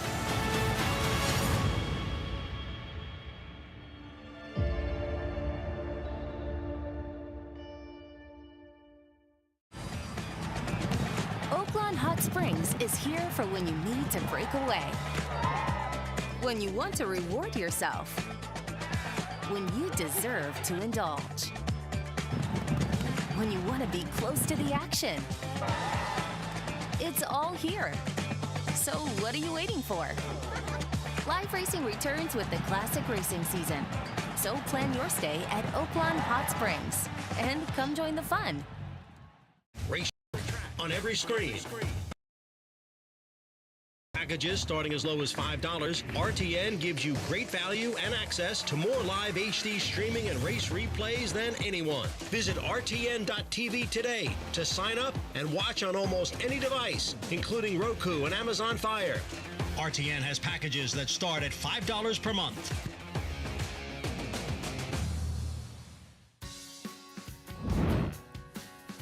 Back at our Friday coverage. You're watching America's Day at the Races. For more information on the New York Thoroughbred and Development Fund, go to nybreds.com as we get set for race 6, 12 minutes away. But it's back to Tampa after fireworks in that first leg of the carryover. It's at over 800,000 in this Big 5.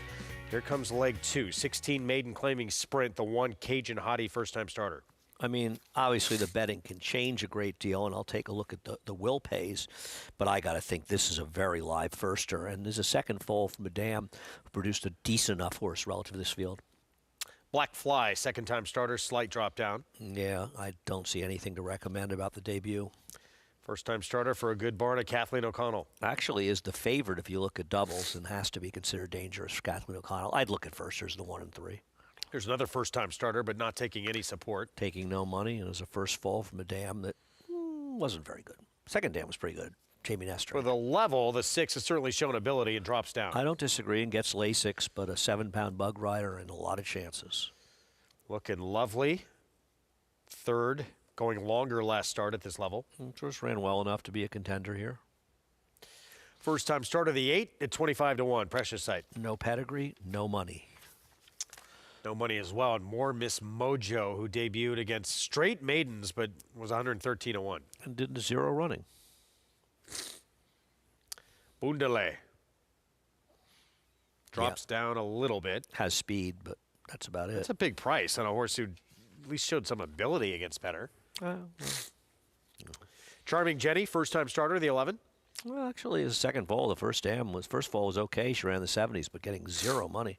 And then the 12 was just second at this level back on January 2nd. Yeah, she's okay, relatively speaking.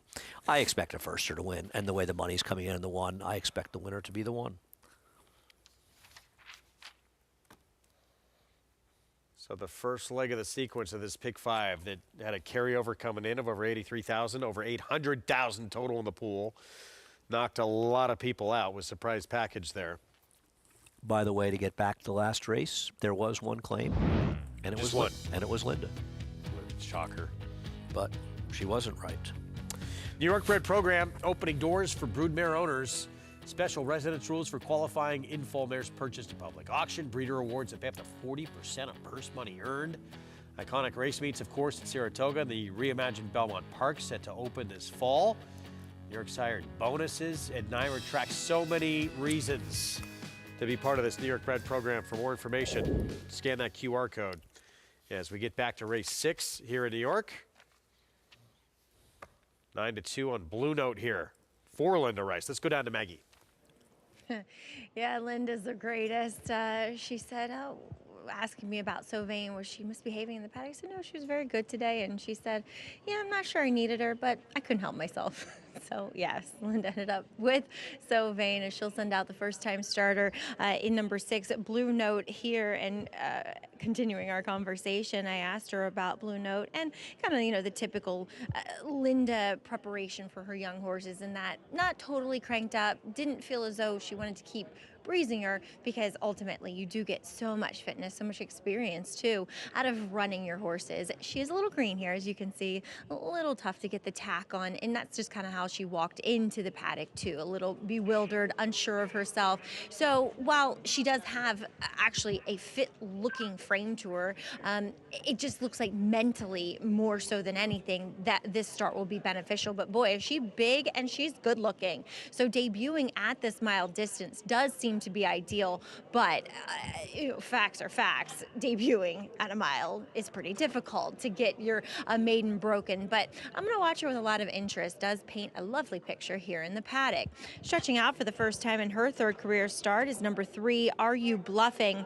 Does have a bit of trouble staying on the racetrack with breaks in between both of her, or excuse me, all 3 of her starts so far, and hasn't done much running, albeit she does have some early speed, and that's been going shorter. So I do think we'll see her forwardly placed here. This is the first time I'm seeing her before a race, as she did come in wearing a hood. I suppose she could be a bit of a nervous type. That's come off. The blinkers will be applied here. Looks like just a shortcut cheater blinker. And she's just a big filly. Obviously, she comes from that Mr. Buff line, sister Miss Buff, and they were enormous horses, that entire family. So she fits the billing of her pedigree, and I really think that getting more ground is going to be to her liking. Maybe does allow her to get out towards the front and just find a rhythm instead of being rushed off of her feet. Greg? All right, Maggie, thank you. See what happens coming up. We'll get to the post parade in a moment. Even money. Wow, on the 4, I'm nobody's fool. How is this horse even money in here? Based on what? I think I like the 3. Are You Bluffing? And she's going to come down from her current 10-1. She'll be considerably shorter, I would imagine. I thought she was the controlling speed in this race, and why? She's coming out of a much tougher field. Listen, she finished 7 lengths behind Margarita Molly, who came back and easily beat both the 2 and 5 last time out. So I don't know why she doesn't fit in here. She's run fast enough. She looks like the speed. I'm going to take her to wire the field. Quick already, adding blinkers, getting Lasix, with may have been issues of why she did not finish the last couple of starts. We will see. As we get back to Tampa. Rooting everybody home if they got that first leg, but a long way to go, obviously. I hope you got the one Cajun Hottie if you used that horse, because the way this horse is getting bet is a second foal from a dam. The first foal ran in the 60s, which was well enough. The dam herself ran by hers in the 80s. And the way she's getting bet, I'm going to guess she's the right one. Probably have speed. And I wouldn't try to beat her. And it's funny because the 3 is favored in doubles, and she's dead on the board. Yeah, 8-1. Gregory Sacco with a 12, who, again, just second at this condition with a wide trip, far outside post. Jason Beam with the call. Here's the start of the pick 4. Time starter Sanxi is currently at 49-1, long shot. 3 left to load in. Charming Jenny, Critical Magic, and the rider has just been unseated on Sanxi. Horse got away for about 2 steps before the assistant starters went and caught her.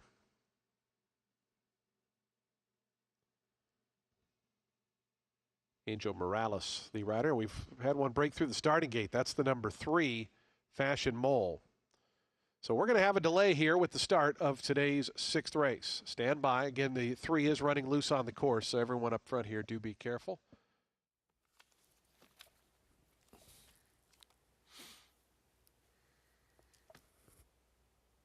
So slight delay. We'll get back to Tampa for their 6th momentarily. Meanwhile, 4 minutes to post. Back here in race 6 at New York. As you get a look at a man who is incredibly popular. Look at that. Wherever he goes. Flavien Prat, big chance to win his 2nd straight Eclipse Award next Thursday. Yes, Eclipse Award, 6 days away. You're excited, right? I am excited to see what happens. Trainer category, jockey category, I think are the 2 most intriguing ones of the whole night. You're not heading down to cover it for us? I will be here. No, I'm going to be here. But I will keep an eye on it. I love those award shows. I think it's great. It's really? A celebration of the industry. Oh, yeah. Racing, but yeah. I don't watch any of them. I love movies. You didn't watch Golden Globes? I saw the beginning of it first time in my life at a friend's house, and they had it on. I've never seen it before. I don't watch the Oscars anymore. I think it's all political crap. Okay. To be honest with you. Would you bunch in the Eclipse Awards with that? Well, I'm not going to disparage my industry, and I certainly like to see people that we're friendly with do well, and it's nice to see the horses rewarded, and and I think there's still a couple of categories too, horse-wise, that are. Well, I think the argument comes down to if you're somebody that doesn't want to vote for horses that ran only once in the country. So you rode against Forever Young's the obvious choice becomes Sierra Leone for the older horse champion. I would probably give it Forever Young, but I don't vote. But Sierra Leone certainly deserving. But Forever Young did beat him in the Breeders' Cup, so I get that. I agree with you on Sovereignty. This year I'd make him the horse of the year. So we'll see. By the way, late change at Tampa, the 3 Fashion Mall first-time starter comes out. Who knows when that race is going to be run.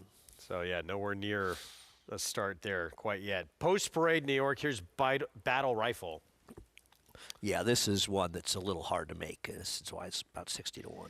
Charlie Baker Barn, Rock Steady Babe. Charlie Baker's Barn has really come alive, but this horse was well behind Mathia, who stumbled to start, so tough to beat that one. There's the one you like. Are you bluffing 2 sprints stretching out? As I said, she wouldn't be 10-1 for long. She's taking money, and she should. She's the speed. Still favored. I'm nobody's fool, Jamie Begg. No, but the board is normalizing a bit, and she can play. I preferred others, but she ran okay first time. Mark Hennig, runner who was 2nd at this condition last start at a mile. After stumbling at the start, thought she ran very well last time. She's probably supposed to be favored. 2-1 on the first-time starter, Linda Rice with Flavien Prat. I honestly think if I put a horse suit on, they'd bet people would bet me if Flavien Prat was on my back. That's how good he is. Yeah. Excuse me, Roseburn's Dream, 9-1 outside. He stumbled after the start badly last time. I think affected her more than the stumble affected the 5. So if you thought she was a little interesting last time, I might want to give her one more chance. 2 minutes to post here in the 6th. Let's go down to Maggie. And please be joined here in the paddock by Mark Hennig, setting out number 5, Mathia. And Mark, she did stumble out of the gate last time, kind of a forward stumble. In your estimation, how much did that affect her in her last start? Well, I'm sure it had some effect on her. With these young horses, especially first time going long. I kind of thought she'd show a little more pace than she did that day.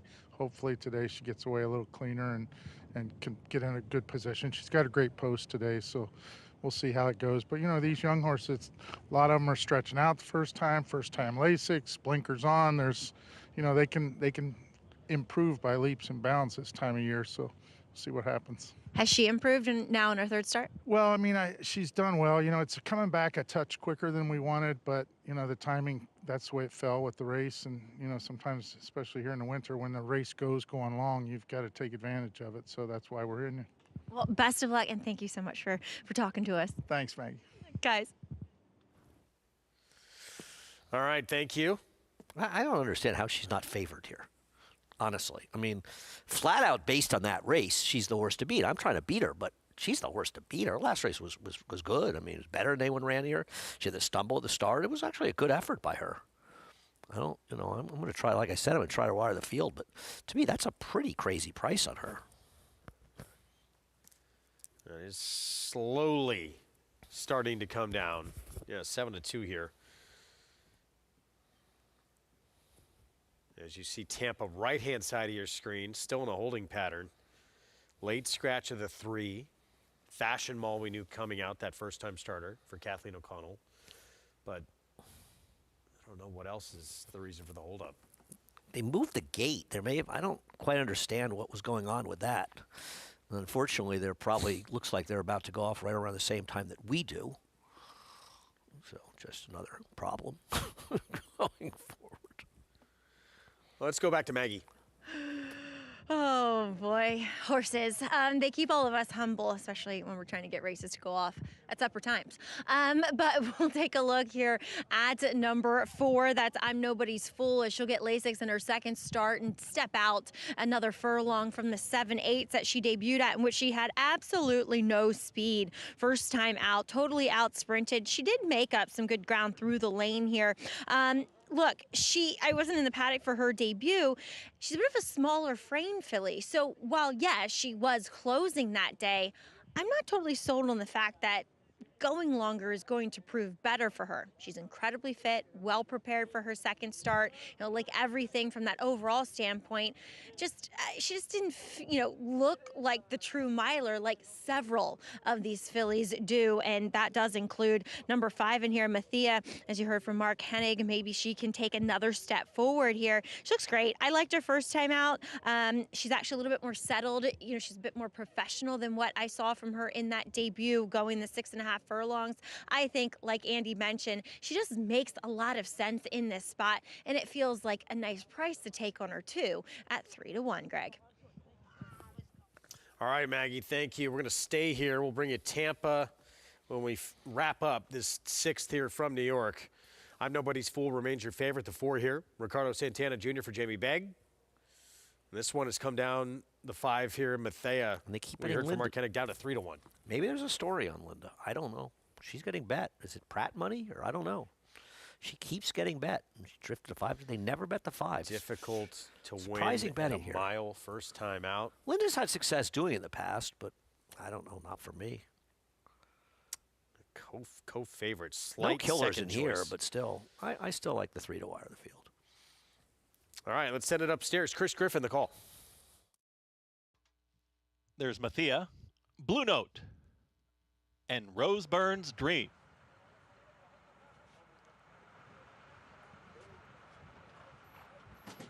Goes in. All set. And they're off.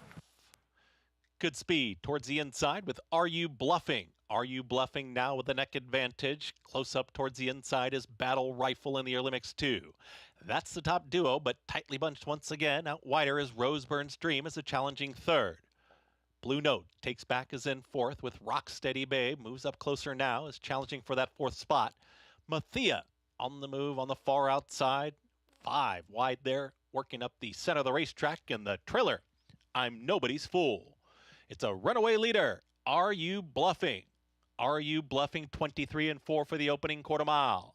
A trio in behind as here comes Rocksteady Babe, who's on the move. Roseburns Dream is right there in 3rd. At the rail trying to keep up is Battle Rifle. Joining them, I'm Nobody's Fool, as far, far back as Blue Note warms to the task, and here comes Mathia with a wide run. 47-4 for a half-mile time. Are You Bluffing is confronted by Rocksteady Babe.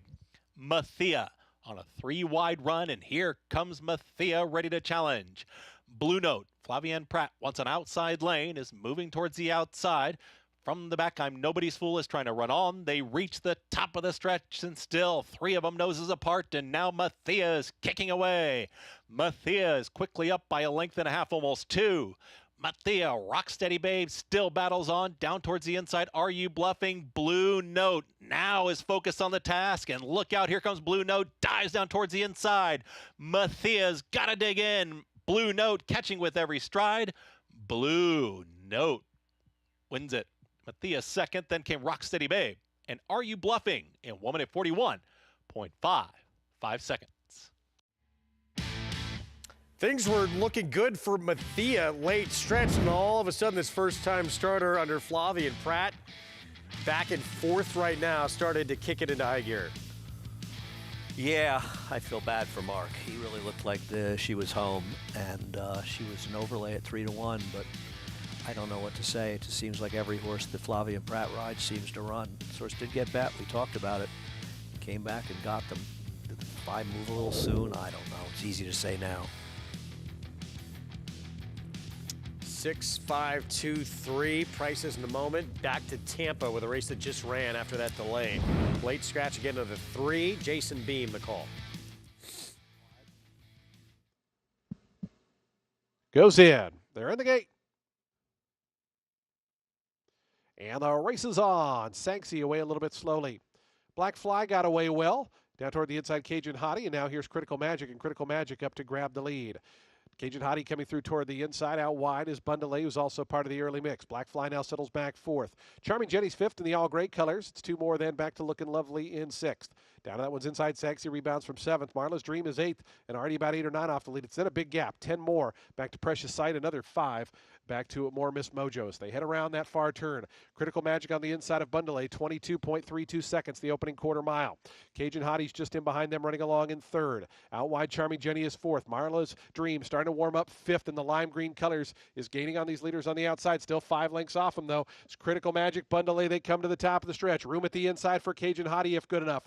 Marla's Dream continuing to wind it up along with Charming Jenny. Sagsy's putting in a bid in behind runners, is down to the inside, about 5th right now. Cajun Hottie trying to come through inside of Critical Magic. Down the far outside, Charming Jenny has some momentum as well. 16th pole, Charming Jenny, Cajun Hottie and Critical Magic. Charming Jenny and Skylar Spanabel, another upset winner, 20-1. Cajun Hottie, I believe, grabbed 2nd from Critical Magic, and then after that was Sagsy and Looking Lovely. Here we go again. 17-1 start to this pick 5 carryover. Now 20-1 in leg number 2. First-time starter, Charming Jenny. Betting blind and using pedigrees relative to this field, the 1 and 11 stuck out. Both of the dams had produced a runner that ran well enough to easily win a race like this. The 1 got bet up the board, ran well enough to win, but just couldn't hold off the 11, Charming Jenny, who was a big price at 20-1. And not a lot of people alive in this pick 5. The 10 or 11 don't win the next race, we might be looking at a double carryover. Yes, we might. 11-1, 6-4, 20-1 upset in leg 2 of this pick 5 carryover.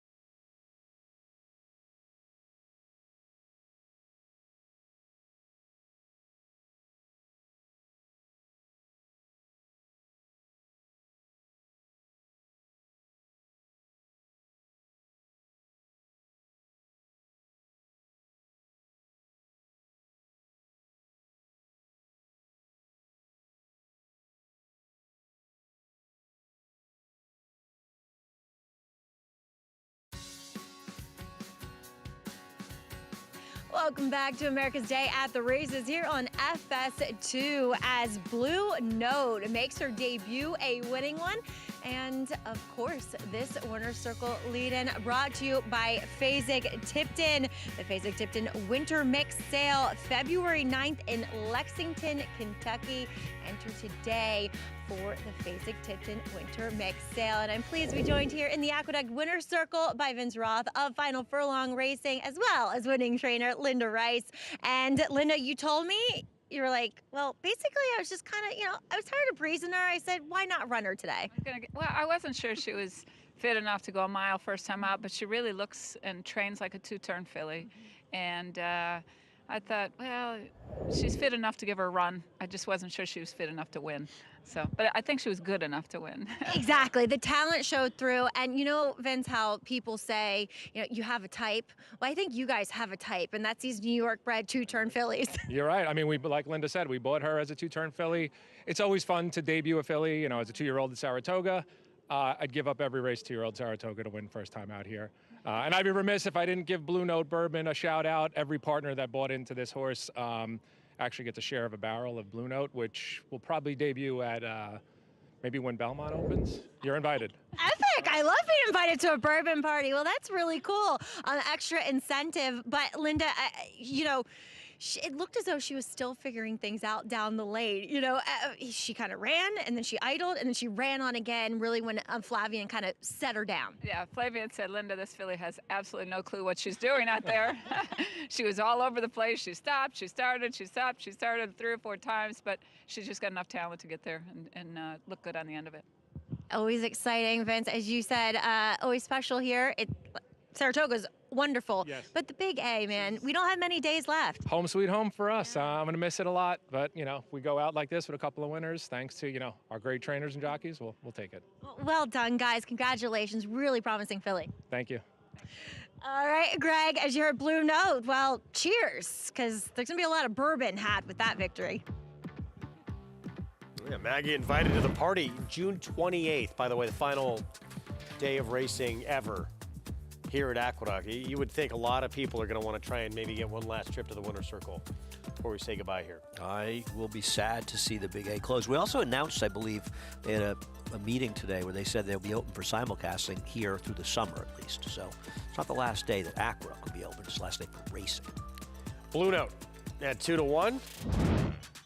As we move on to race 7. 6 furlong sprint. Fillies, mares 4 and up. And a condition claiming race, tag of $17,500, all for sale. Linda Rice, wow, turf sprint specialist, getting another crack on dirt. You got me. Bottomly favored by post time, though. Now, Louisiana Racing is mourning the loss of one of its remarkable success stories after it was reported earlier this week. Free Like a Girl was euthanized after sustaining a severe hind leg injury in her trailer. Purchased for a mere $5,500. She defied every expectation on her way to becoming a 19-time stakes winner and multiple Grade 1 place star from the fairgrounds to Delta Downs and several tracks in between. This incredible overachiever captured hearts with her consistency and her will to win, becoming the all-time leading money earner in Louisiana-bred history. Let's bring in Maggie Wolfendale. Maggie, we think about some of the great stories we've been privileged to cover on this program. I know you were up close on site with these connections, but this mare and her family connection was right up there as one of the great stories we've had. And it was truly a Cinderella tale. Racing is such an amazing sport because you can literally come from anywhere and make a big impression in the game, as we saw her co-owner and trainer Chassie Pommier just have such an admiration for this horse, and even her young daughter Avery being able to be co-owner of Free Like a Girl, who just had that heart that all people admire about racehorses. And as we take a look back at some of her finer moments throughout her career in this piece, it's a little tough to watch, I'll be honest, but her memory lives on with us as racing fans, but especially with the people who are close to her. We had her older brother. We broke and trained him. We actually broke the track record going 2.5 with him in Louisiana. So when it came time for her the next year to come up to the yearling sale, we went and looked at her, and we kind of knew we wanted to get her. We liked her brother. Budget was like $5,000. We got the $5,000 on the bid. We didn't have the bid. We were the underbidder, and Dad looks at me and goes, well, you know, she shows up to be something one day, you'll kick yourself. Offer $55, go from there. Dad and the other partner were already partners, so we were trying to figure out if we wanted a piece or not. And my daughter had a show pony that the original owner, Mr. Bruno, had given her. It was absolutely amazing. She was making him a jumper, and he colicked on us. We did surgery, and so Mr. Gerald, being who he is, and he's been a family friend, offered her $1,000 or a piece of the filly, and my kid, being game as she is, wanted the piece of the filly, and she's been along for the ride ever since. She's my first racehorse, and I technically have another one, but she's like my heart one, because I saw her and just instantly fell in love.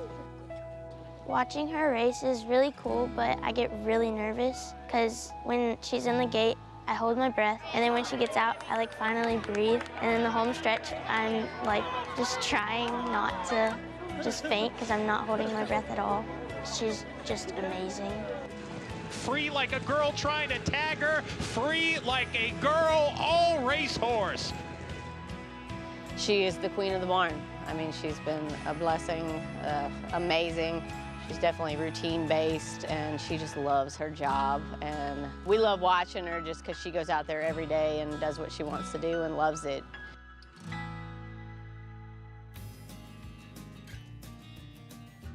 We covered this story quite a bit. It was just incredible what she was able to accomplish.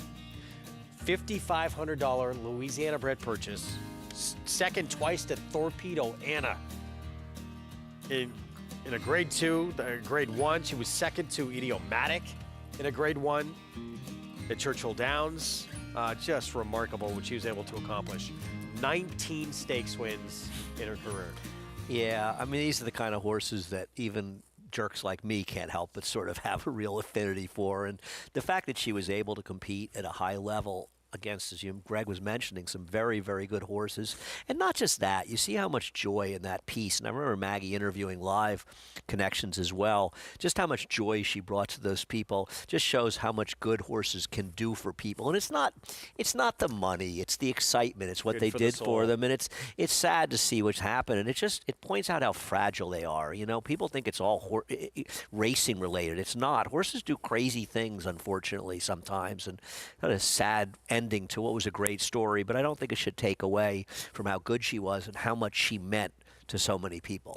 She'll go down in history, the all-time Louisiana-bred earner in history. Just remarkable. Over $2.5 million earned. Not too many of them are going to win any of the races in the Middle East, so it's probably a record that could actually stand for quite a while, and I kind of hope it does. She's just such a neat horse. We're going to take a timeout. We'll be back with a 7th from Aqueduct right after this.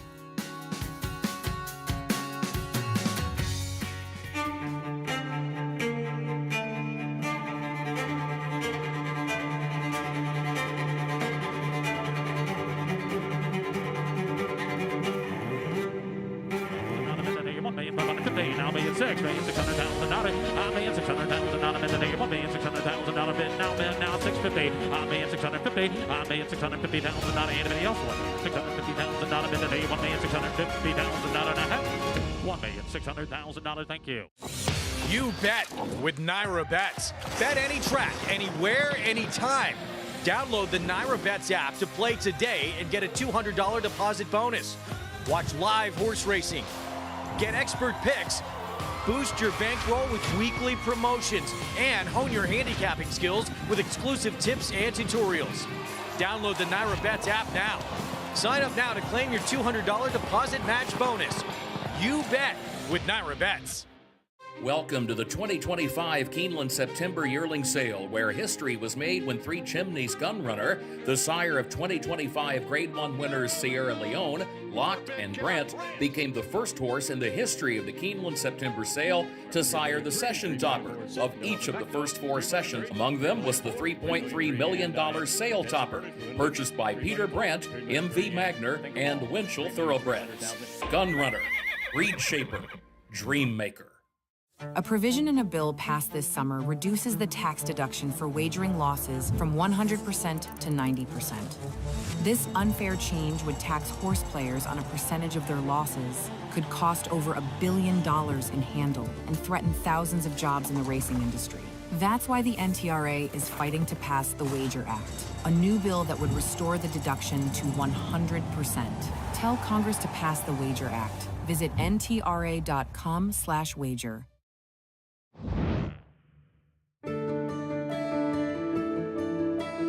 New Vocations is the oldest and largest racehorse adoption program in the country. We started the program in 1992, and we've placed over 7,000 thoroughbreds and standardbreds into loving homes. These horses were coming from 40 different racetracks across the country. We specifically work with owners and trainers who are looking for an aftercare option for their horses retiring. We take in horses from all over the country, as far as California, Florida, New York.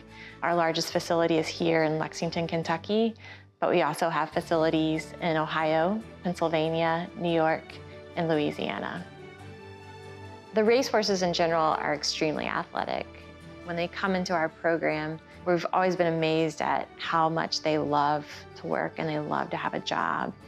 Thoroughbreds, normally when you turn them out, the first thing they want to do when they're turned out in the field is run. It's really amazing to see how so many of them want to run the Kentucky Derby at least 10 times before they stop and start eating grass. And so when they retire from racing, it's important that we keep them active. Thoroughbreds are naturally athletes. They make tremendous competitors, even in other disciplines. We have horses go on to be successful in dressage, different Western disciplines, eventing, show jumping, you name it. Polo, we have horses who have gone on to do it. So really the sky's the limit for these guys after they're done with their careers on the track. That's really just the beginning for them. And it's a much easier transition for them than people imagine. They just take to it so readily. So what we've seen over the last 10 years is a huge growth in the number of people, owners and trainers specifically, who truly do care about where their retired racehorses are going when they leave the track. And we have some great supporters, great owners and trainers that have supported our efforts for many, many years because they really do care about their horses. Largest of its kind since 1992, and as you heard in that piece, over 9,000 horses placed in new homes dating back to 1992. As we get back to Tampa post-parade here for the 7th, and a look at Dancing Bear. This race comes off the turf. The first half of the Grateful Dead double with Sugar Magnolia, Dancing Bear running here, has not been in the dirt since the debut, when finishing last with a one buyer. Hunch play. Yeah, there you go. Right. Hey, listen. 17-1. Bob Weir meant a lot to me. This horse ran twice in the dirt and did absolutely no running. Mischievous Han, Chris Landeros rides. Much like the aforementioned Dancing Bear, this horse ran once in the dirt and ran a bad race in its debut. Not much dirt for him. Taking play, though, boy, oh boy, is there? Yeah, why is this horse getting bet? Speed, I guess? Huh. Sammy Who has Camacho more rides. speed? Sweet Tone next door, double-digit odds at 11-1. This horse has tried the dirt 6 times and run buyers in the 40s, which I guess is enough to say not impossible. I thought it was a 2-horse race that was pretty agree. close between the 10 and 11. The public sees it differently. This one, even money. Yeah, I mean, this one's the one to beat as the best dirt race. The problem is 1 for 20 lifetime and is 0 for 6 in the dirt. So it's not kind of a winning type. Steam-powered, big player, main track only. Do not disagree. I don't understand why there's this big a difference between the odds and the 10 and 11. They're the 2 players. All right, minute to post. Thatcher Field in a Pick 5 carryover that started with 17-1 and then 20-1 first 2 legs. For 10 or 11 don't win here. I mean, hard as to believe is obviously a lot of play in it.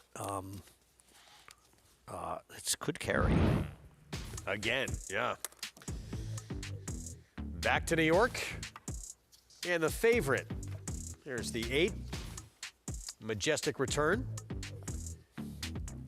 Christopher Elliott will ride here. She's the speed from the outside. Is she going to clear Moongate? That's really the question. She's dropping down to the lowest level she's ever run at. Her form has dissipated quite a bit, but at this level, she has to be considered very dangerous. And I think she and Moongate are the 2 horses to beat.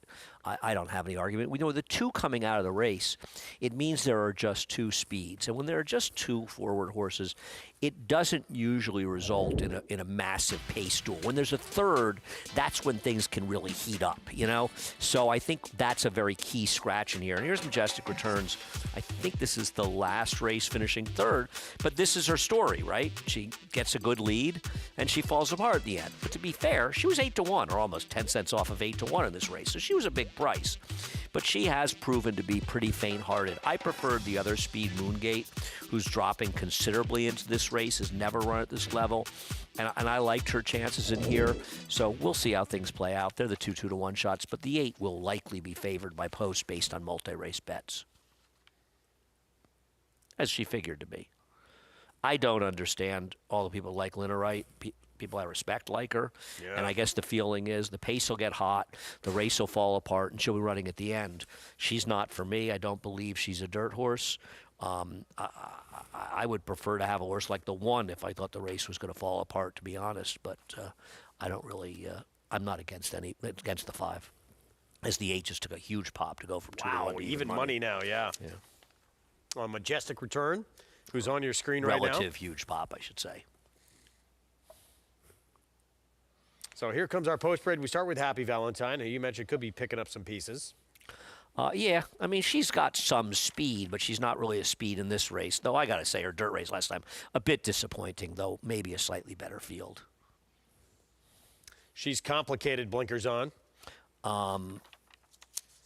She's hard to really trust, a horse that fell apart for Linda in a low percentage barn off the claim. I'm with you. This is one who seems strictly like a turf sprinter, Lynn Wright. She's drifting up if you like her, but she's not for me. Moongate, more pace for Jimmy Ryerson. Yeah, I prefer her in here of the speeds. I thought her better races might win it here. Dulce Serra, Rory Vargas rides. Speaking of horses that are a little camera shy, just 2 for 54, but she's got some races. Give her a chance to get a piece. Cut back in distance. Last 2 races disappointing, though. Floating back up to 6-5, Majestic Return. Yeah, I mean, she's the horse to beat. I don't have a problem. She draws well on the outside. She should be speed. She's okay. And dropping down, she just has trouble sealing the deal. Back to Tampa. Race comes off the turf. That again, the finale stays on the grass, and public siding pretty heavily here with Tigre. Yeah. 4-5, the 10. I don't understand, and I think you agree with me, why there's such a gap between the 10 and 11. I don't think there's a substantial difference between these horses' chances of winning. On paper, one of these 2 horses is likely to win. There's just no other dirt for him to go on, but weird things sometimes happen in off-the-turf races, but the 10 or 11 are really supposed to win this race a high percentage of the time. 50-cent pick 3. 1,700 plus to the 10, over 2,200 to the 11. Jason Beam, the call. Green colors. Steam powered. The NBS orange and black goes in. They're in the gate. And the race is on. Set hard for speed is Intolerable. Dancing Bear from the inside is quickest, though. It's going to be Dancing Bear to go to the front. Intolerable away second. Tigre away in good order third. Going to take a little bit toward the inside there of Intolerable as Boy Oh Boy moves up down toward the rail. In behind that, Steam Powered was out in the 5th spot. It's a length and a half more to Mischievous Han. And the early trailer is Sweet Toad as they sort themselves out on that first turn. And it's Dancing Bear in front.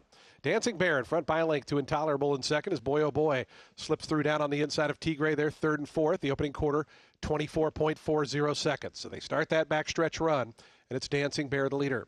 Dancing Bear 3/4 of a length now to Intolerable. Boy Oh Boy 3rd down along the inside. Tigre parked in the clear is 4th right now, about 2.5, 3 off the top.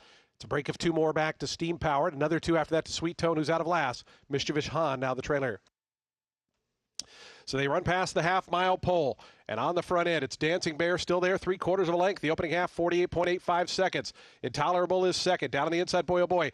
Tigre moving up a little bit closer now is the favorite. Is Steam Powered, forcing that one's hand a little bit with a 4-wide bid as they wind around the far turn. Here comes Tigre. After Dancing Bear, Tigre up to poke the head in front. Steam Powered looms up on the far outside, is being pushed along, and the favorite's still in hand as they come by the quarter pole. Tigre narrowly in front of Steam Powered. Sweet Tone is underway, is third on the far outside as the others back up into the stretch. Tigre is the leader with a furlong left to go. It's Tigre a length and a half to Steam Powered. Sweet Tone down the outside. Tigre leads him inside the 8th pole. The lead's 2 now to Steam Powered. Sweet Tone 2 or more back to Mischievous Han. It's Tigre in front though as Tigre roars through the stretch to win it here by almost 3 in the end.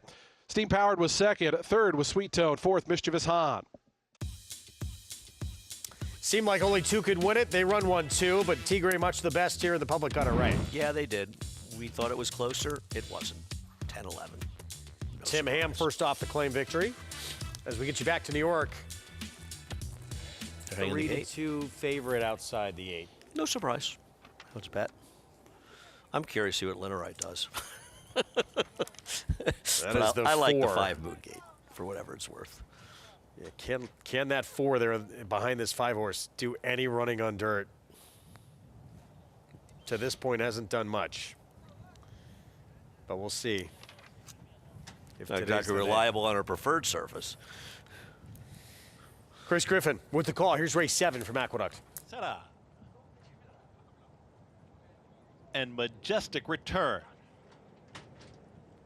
Christopher Elliott aboard. Majestic Return. Last to load. All set. And they're off. Majestic Return broke beautifully from the outside stall, and there's Moongate in the early mix too. These two square off. Now nose and nose as they work up the backstretch. It's Majestic Return with company from Moongate. Right behind them, it's Happy Valentine. Here's a close-up third, starting to move forward as she's complicated from 4th. Another 3, back to a shoved along. Dolce Setta and the trailer. Liner right. 23 seconds flat for that pressured opening quarter mile. Majestic Return in the 2 path. Now puts a head back in front of Moongate, who tries to keep up at the rail. Another pair in behind. It's Happy Valentine, and she's complicated 3rd and 4th.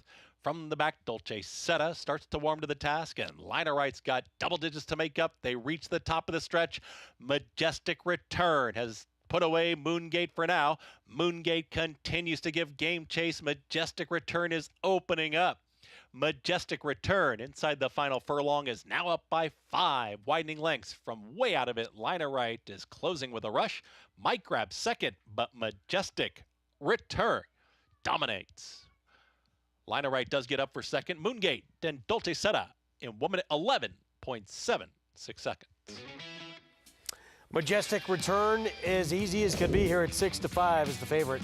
No surprise, one of the speeds won. I took the wrong one, and the favorite got it done. Drop down in class, third off a short rest. And Christopher Elliott will get his picture taken here on this 6-year-old mare who wins for just the 4th time in her career. Yep. Benefit of drawing outside, but she was never, 5 was never beating her. 8, 4, 5, 6, 32 to 1 shot. Rounding out the superfecta here with the favorite on top. It's Majestic Return. And we'll have these prices coming up in a moment. Going to take a timeout. We'll be back. When we return, we will hear from one of the top trainers in the country and one of his contenders on the road to this year's first Saturday in May, Jerome winner My World. What's next for him after that impressive victory? Stay with us.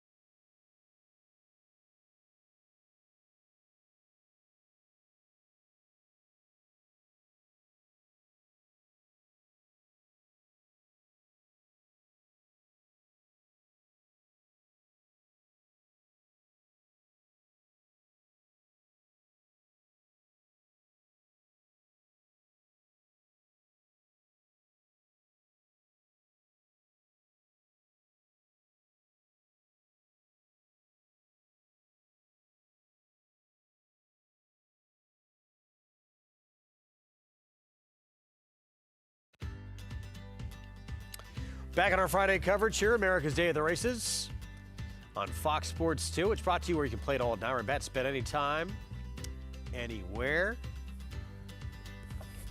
Have you ever walked across the Brooklyn Bridge? No. I don't like bridges. I got a little bridge phobia. Okay, interesting. Is there a word for that? I don't know. It was Majestic Return. We learn more about Andy every day on this show. Won't insult anybody. Christopher Elliott on the favorite. 4th career victory for this 6-year-old mare. Majestic Return, I believe we're looking at, right? She found a field she just couldn't help but beat. The horse I liked just was not good enough to stay with her, and the horses behind weren't good enough to catch her. Just the right horse in the right spot.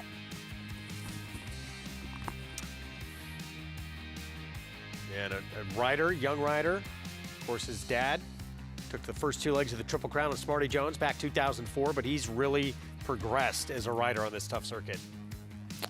I think he's really ridden well, you know. It's going to be hard for him, obviously, as a journeyman when the top riders get back in the spring, but he's acquitted himself well. Whether he rides here or somewhere else, he's going to have a successful career. That's another category which is wide open, unless Yed said Hazelwood just runs away with it, because in terms of what they've done, I think all 3 of these them apprentice riders, done well, yeah. Very good resumes. I'd go for the home team. $4.74 for the win. Majestic Return, Linnerite, Moongate, 2nd and 3rd, with 1 race remaining on this Friday card. Going to close things out. 20,000 claiming group, non-winners of 2 lifetimes, so just maiden winners in this field. 1-turn mile. And Kavanaugh had put together 2 very good races, maiden 50, still couldn't get it done. Finally, start number 11, the maiden breaking victory, dropping down to 35,000. First try against winners was not very good, and now the drop down. Yeah, I mean, I think Kavanaugh was just in a little bit too tough last time out, and probably a little forward in there. He does seem like the horse to beat.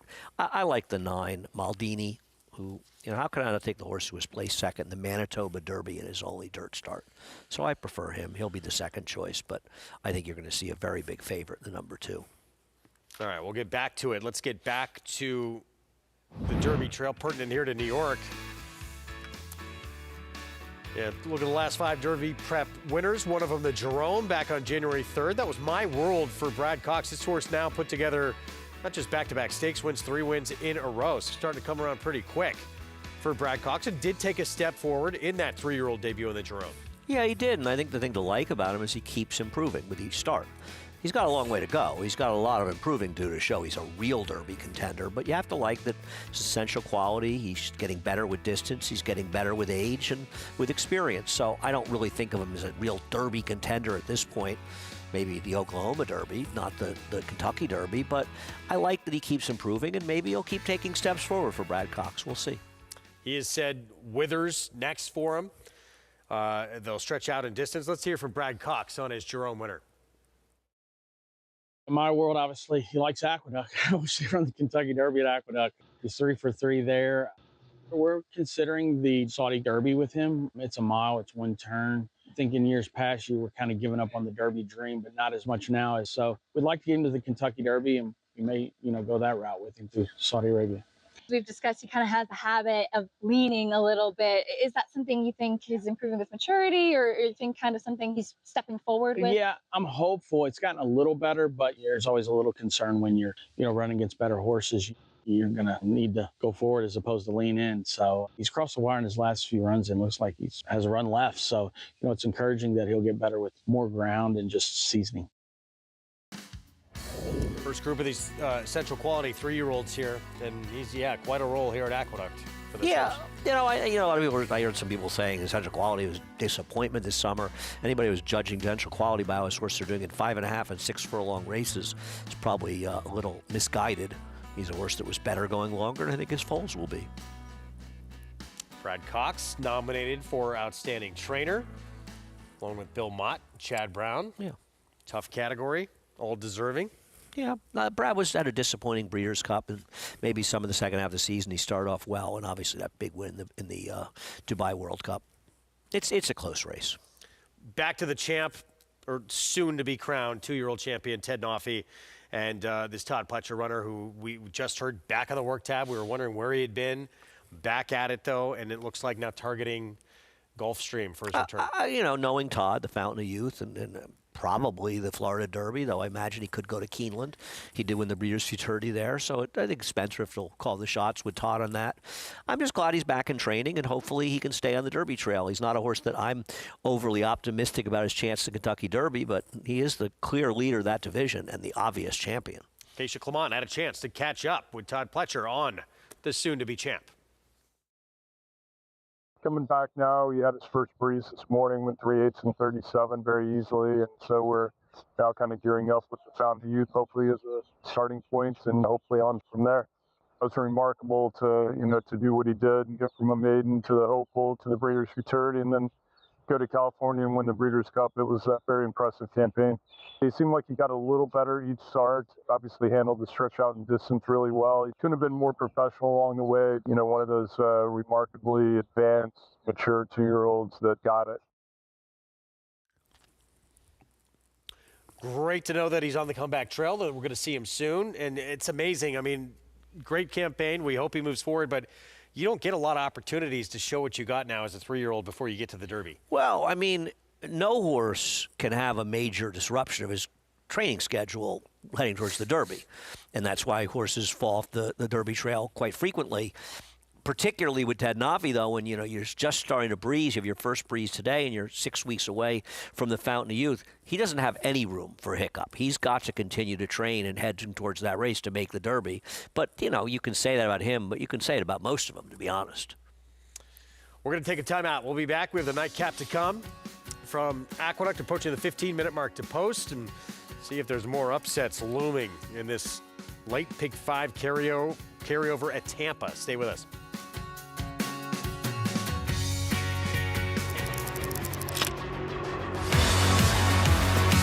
And it's lights out, locked, pouring it on, running aggressively through the stretch to win by 7 easy lengths. Here is Locked. Locked racing by on the outside for the lead. Locked, the wine steward, it is Locked. Here comes Locked after Mulligan. Locked catching with every single stride, and Locked will win the Cigar Mile.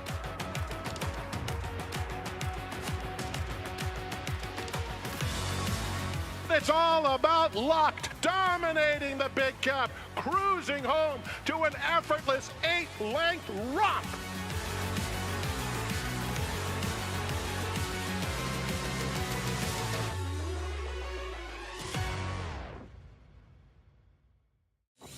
You bet with NYRA Bets. Bet any track, anywhere, anytime. Download the NYRA Bets app to play today and get a $200 deposit bonus. Watch live horse racing, get expert picks, boost your bankroll with weekly promotions, and hone your handicapping skills with exclusive tips and tutorials. Download the NYRA Bets app now. Sign up now to claim your $200 deposit match bonus. You bet with NYRA Bets.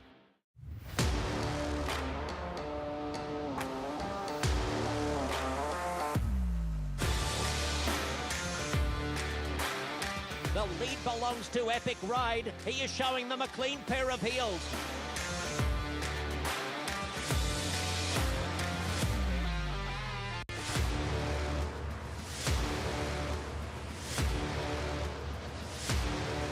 Eclipse champion Blame, standing at Claiborne Farm. Back with you, there's Gasper. Fan favorite. Don't get too close, though. Don't worry. I think we're safe in Queens. What do you think? 9 minutes to post in the 8th at Tampa. Not a lot of reported alligator sightings in the subway. That would not be fun, would it? No. Got enough to deal with here. This nightcap here in New York, 1-turn miles for non-winners at 2 Life. $20,000 tag. They're all for sale for that price. Here's the favorite, Kavanaugh. Yokai Cantermachi Barn looking for his second win of the afternoon. He's the obvious favorite in this race. ran against much better horses last time out, taking a significant drop. And I would say arguably sort of running where he should. He was won a maiden 35, and the sort of rule of thumb is you drop down for somewhere around half of what you were, you broke your maiden for.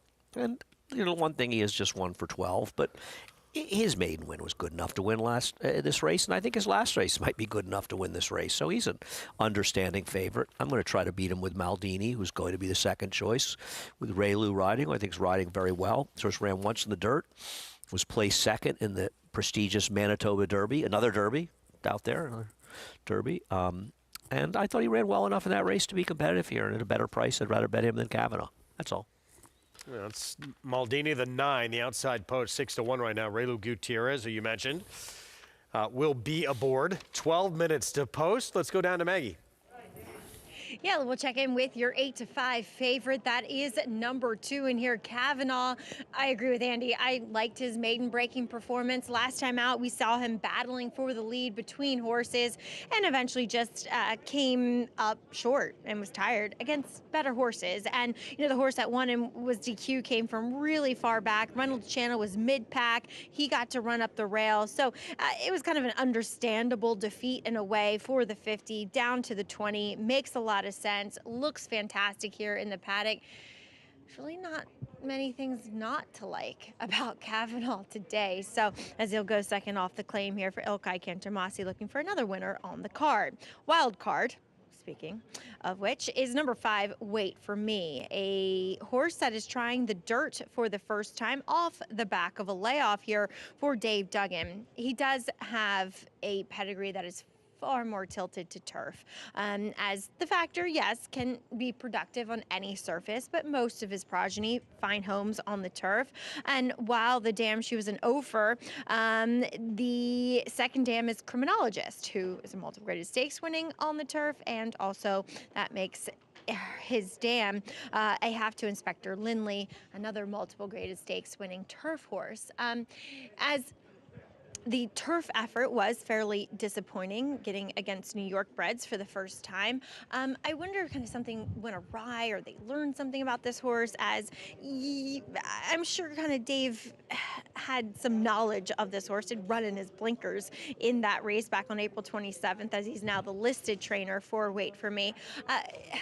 Not overwhelmingly turf meant, for sure. Looking at him physically, a little bit more of a turf hoof, I suppose. But at this level, why not take a shot here on this surface, as he wears an incredibly severe bit.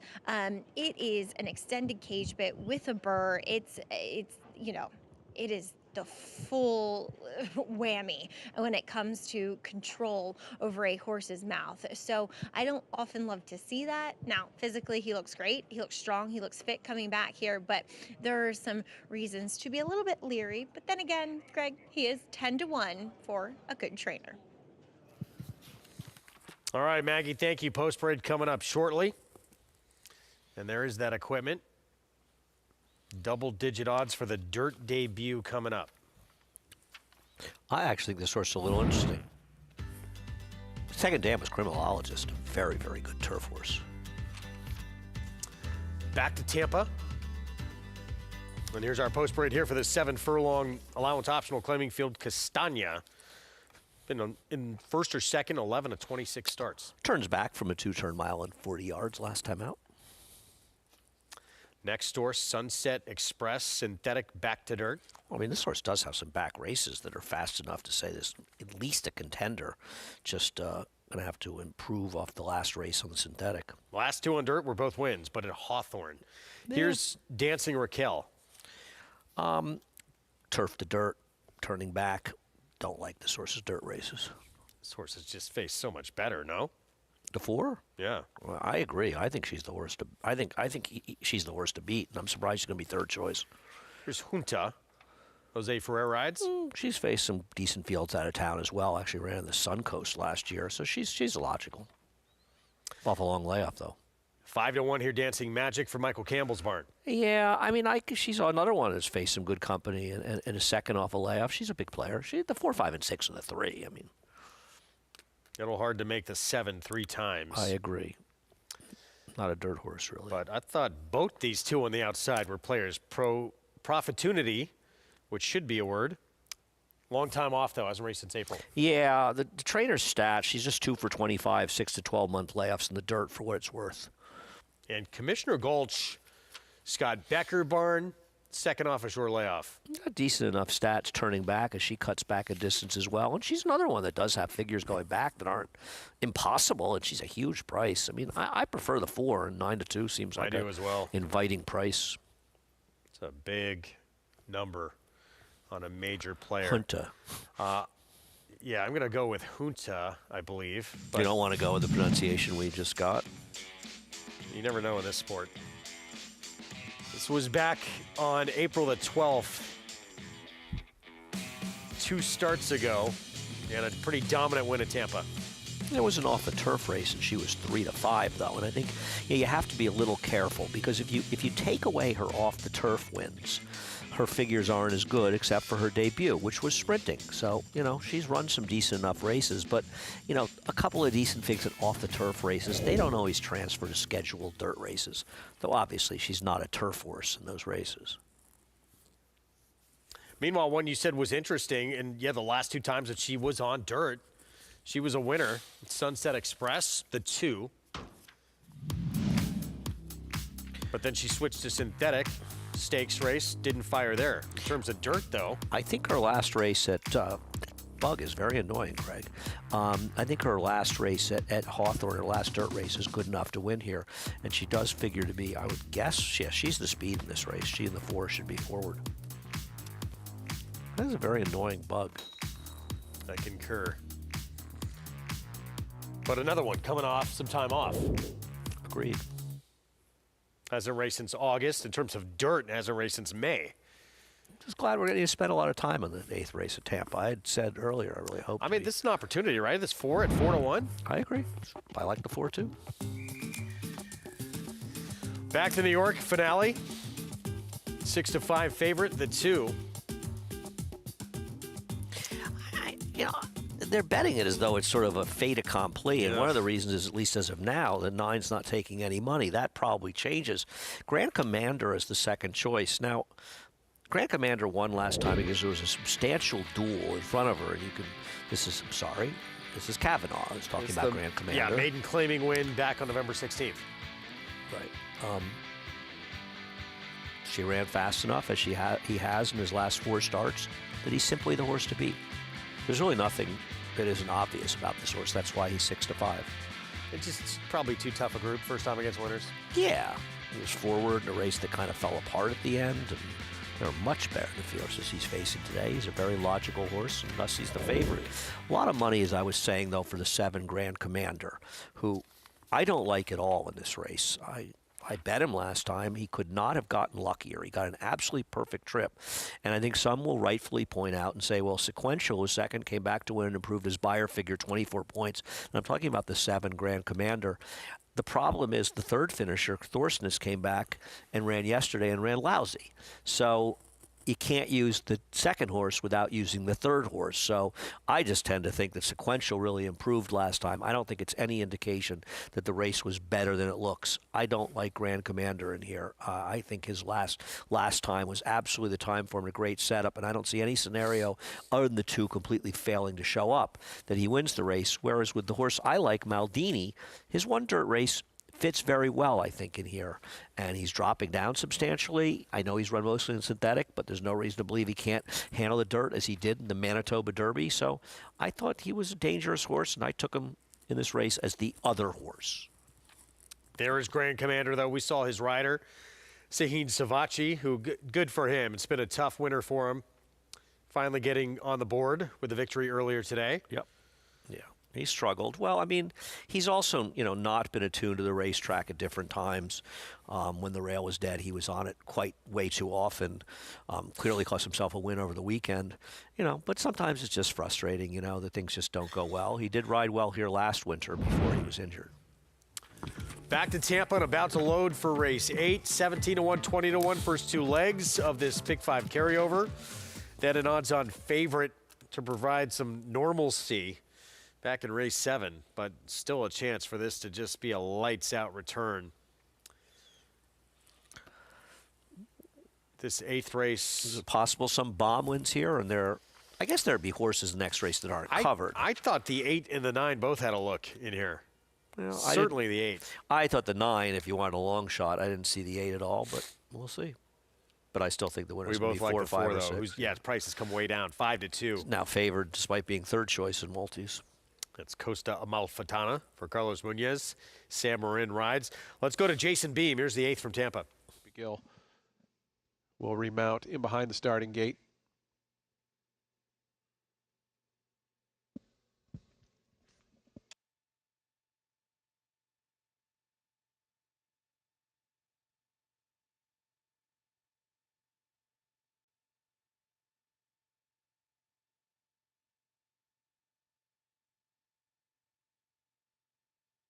Here's Dancing Raquel moving forward. Profittunity loading in. The final few going to be Costa Amalfitana, Junta, and Commissioner Gulch will be all set for a start. Here's Costa Amalfitana. Looks like Junta is in. And the final one, Commissioner Gulch. There we go. Commissioner Gulch goes in. They're in the gate. And the race is on.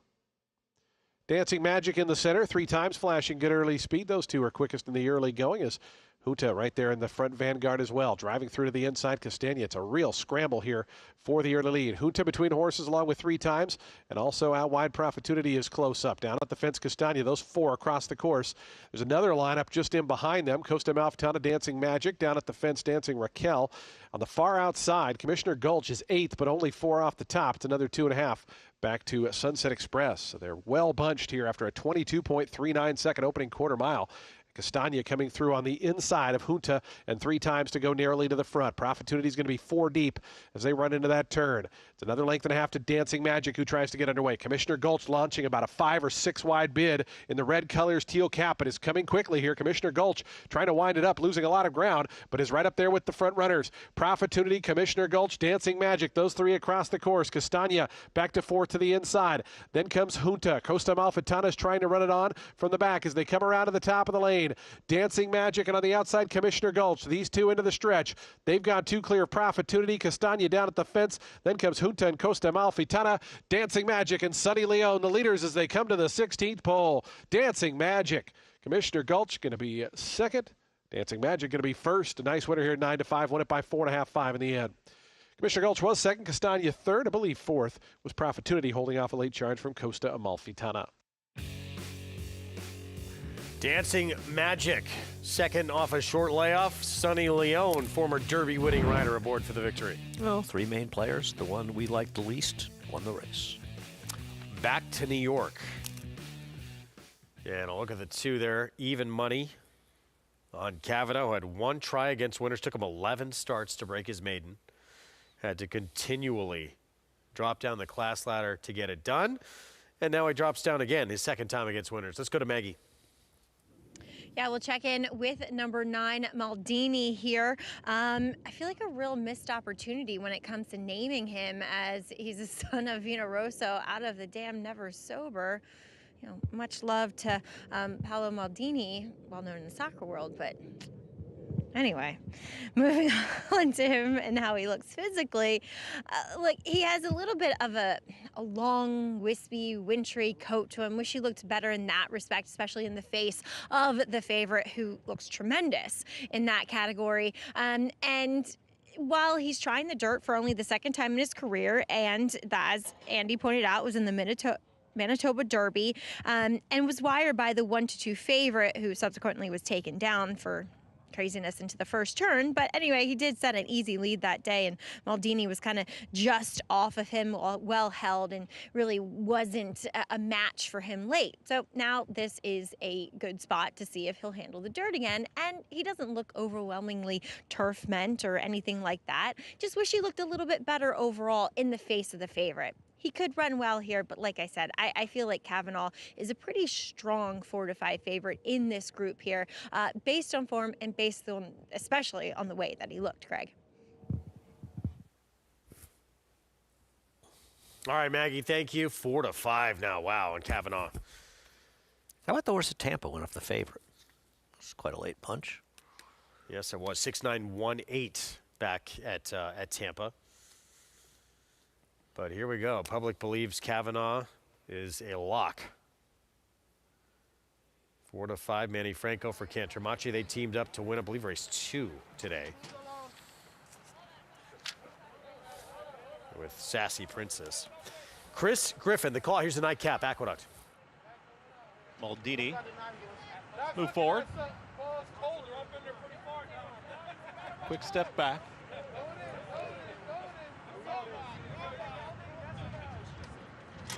And in. All set.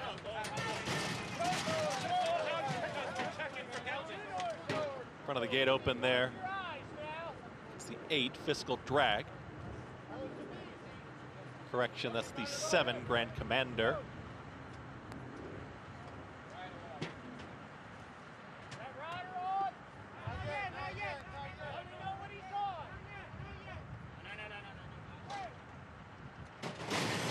And they're off.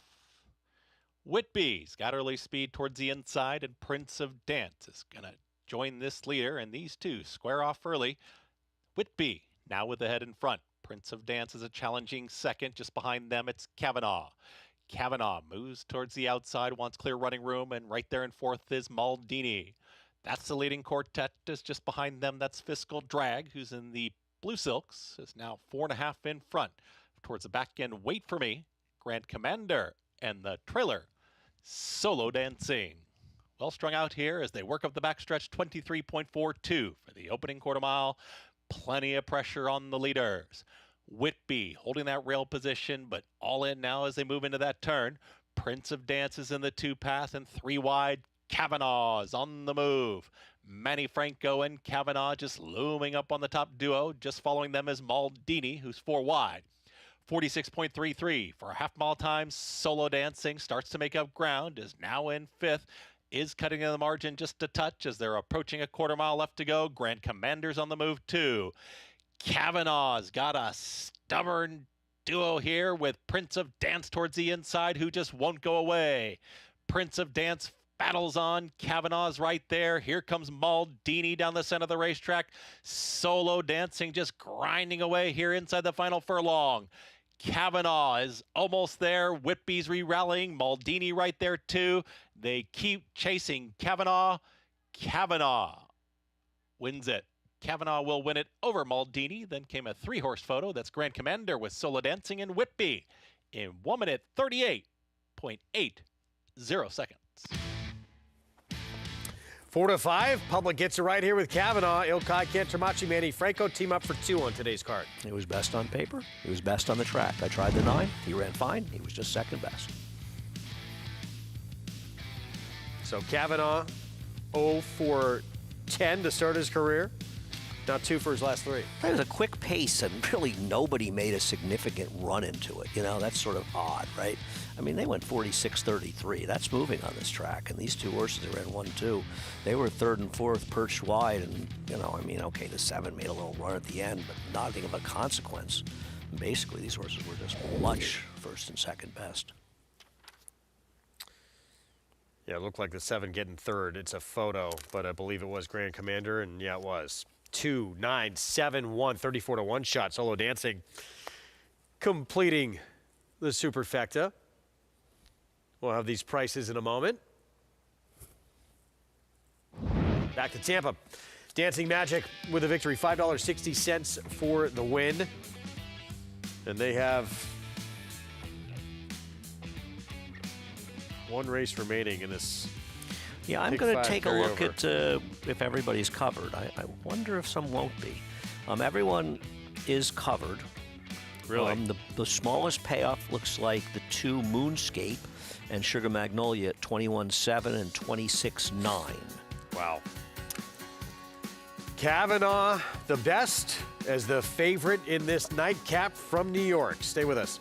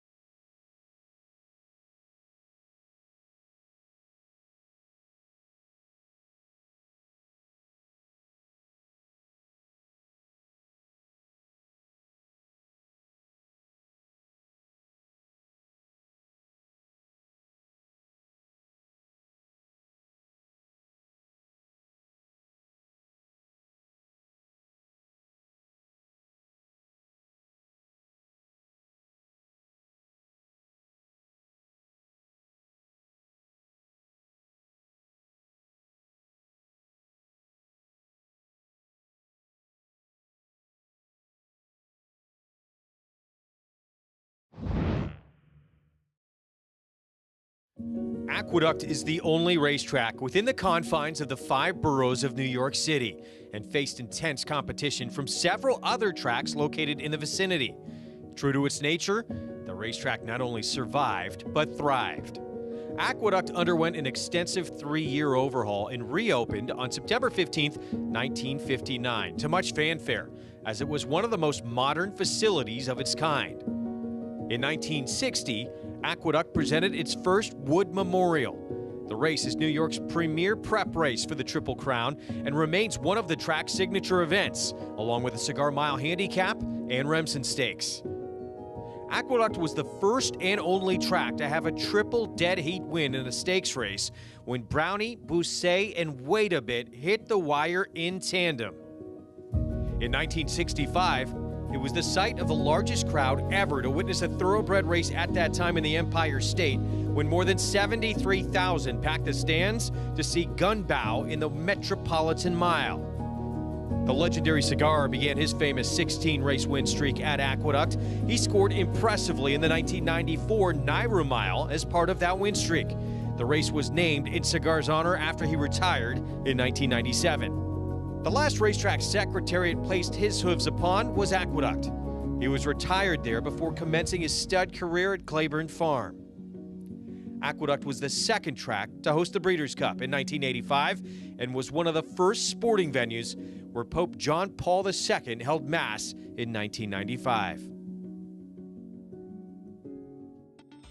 Pretty great history at a racetrack that's special to a lot of people here in New York, and it will be greatly missed. It was really special to me to come out here with my grandmother back in the 70s, meeting her ex-husband Walter also. We used to meet him out here sometimes, take the old Aqueduct Special out, and just a lot of fond memories. Been coming here for over 50 years and saw a lot of great racing at Aqueduct and a lot of friends and a lot of fun here over the years. And we're moving into a great era with the new Belmont opening up. It's going to be terrific, but you know, running 2 racetracks within 5 or 6 miles of each other doesn't make economic sense in today's world. And this was a necessary move by us. You know, you read some lunacy by people about how they're going to tear down Belmont. These are from people that didn't go there. It has been empty, and frankly, it had gotten pretty sad. It was so empty. Smaller structure, more modern structure, invite more people in a more inviting place. And it's going to be a great time for us, but doesn't mean we won't miss the Big A. Yeah, no question. Going to be greatly missed. June 28th going to be the final day of live racing here on site. And if you can, come for the goodbye. It's going to be emotional. Hopefully it's going to be a lot of fun as well. Kavanaugh takes his finale on the Friday card as the favorite, and now 2 wins the last 3 starts. This one looked like the one to beat and ran like it. Yeah, I mean, there's really not a whole lot to say here. The 2 and 9 look like the best 2 horses on paper, and they were. I don't think the margin suggests that the odds of 4 to 5 and 5 to 1 on the 2 and 9 were accurate, but it proved to be that the 2 was best, but not by a significant margin. You know, I mean, I think that Raylu did the right thing with the 9. I thought maybe he was a little bit close as they were moving up front, but it's not like anybody picked up any real ground in here. And I think sort of quietly with limited real opportunities on shorter price horses, Raylu's been riding very well. Just have to get the right chances, and he's making the most of the mounts he's getting. Again, 2-win day for Ilkay Cantramachi, trainer and rider Manny Franco today. Took race 2 as well. He's pretty good, Manny. Yes, he is. Modest pick 6 return. Just over $400. There you go. And still waiting to see what is going to come back. You said 21,000 is the lowest payoff at Tampa for the pick 5? With the 2? I'll be rooting for the 4, though. Sugar Magnolia for Bob Weir. Okay. You ever see The Dead? The real Grateful Dead with Jerry Garcia. Did I see what? Ever see The Grateful Dead? Live? Yeah. No, I did not. The first time I saw The Dead, it's interesting. I saw them in Glens Falls in '79. I didn't know any of their music. I had Shakedown Street. I heard that. I didn't know any of the music. And I just knew. Like, I just loved it. I'd been to a lot of concerts, and it's just something about it. It just appealed to me. And, 16 years later and 300 shows later, I saw a lot of Grateful Dead concerts. He had a great line, Bob Weir. He said he'd been to them all. Yeah, yes. Love that. That is a great line. I agree. You talk about this racetrack and all that's happened here and some of the greats who have come through here. King Swan, who was the Swan at a retirement ceremony. He was so popular here, was known as the King of Aqueduct. We love the Swan. In his 9-year campaign, 12 stakes wins, placed in 21 others. Yeah, won a lot of big ones. Let's look at Evening Attire, what he accomplished. 7-time graded stakes winner at Aqueduct. Evening Attire was running speed figures in the 2005? Yeah. 2005, okay. 2006, and 7. Won the Queens County. When did he win the What year did he win the Jock Club Gold Cup?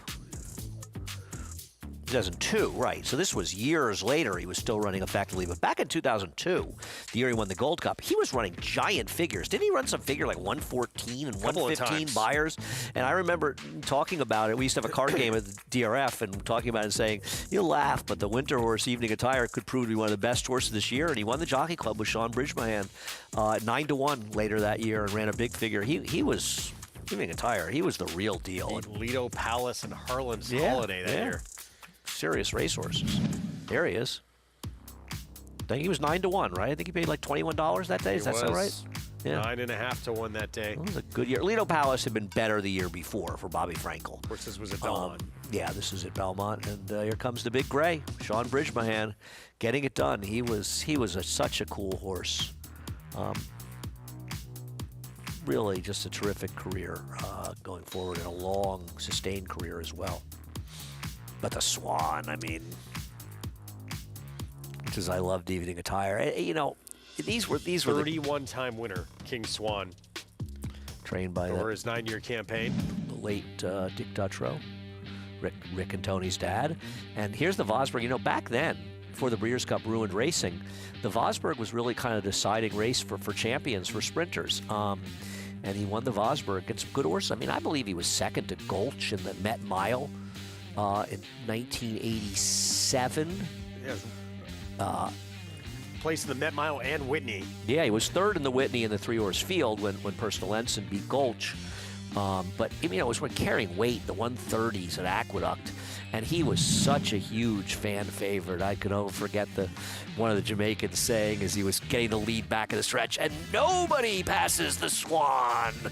He was such a terrific racehorse. Won the Vosburg Bold Ruler, Tom Fool, Stymie, the Assault. Look at him on the outside here, making that big run at 6 furlongs. He was awesome. I wonder if that was our emblem, the Phipps horse.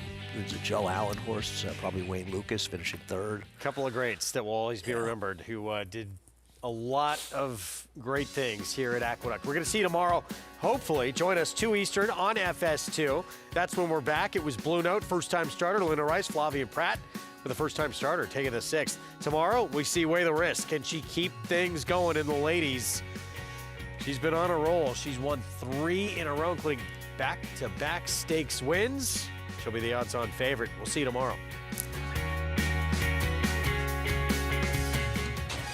Witness history. Sandman is getting a little bit closer with Hypnus. Greatness. Here comes Cole Battle and Juan Vargas rolling towards the lead. And legends in the making. Cole Battle, the story continues. Cole Battle does it. Sunday, March 1st at the 2026 Rebel Stakes. Watch champions rise on the road to the Kentucky Derby and compete for a $1 million purse. It's all happening just a short drive away at Oaklawn Hot Springs. Plan your stay today and come join the fun. Congratulations to Fox Sports, winner of 2 2025 Media Eclipse Awards for both Outstanding Live Television Programming of the 157th running of the Belmont Stakes and the winning television feature, The Healing Ride.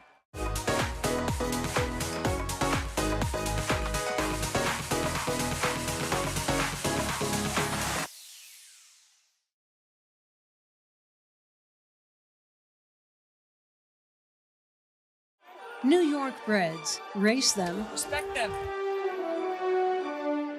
Bet them. Respect them. Breed them. Respect them. Buy them. Respect them. Train them for a second career. Respect them. Join us in respecting thoroughbreds at every stage of life. Learn more at nybreds.com. Racetrack Television Network brings you every race, from every track, on every screen, every day.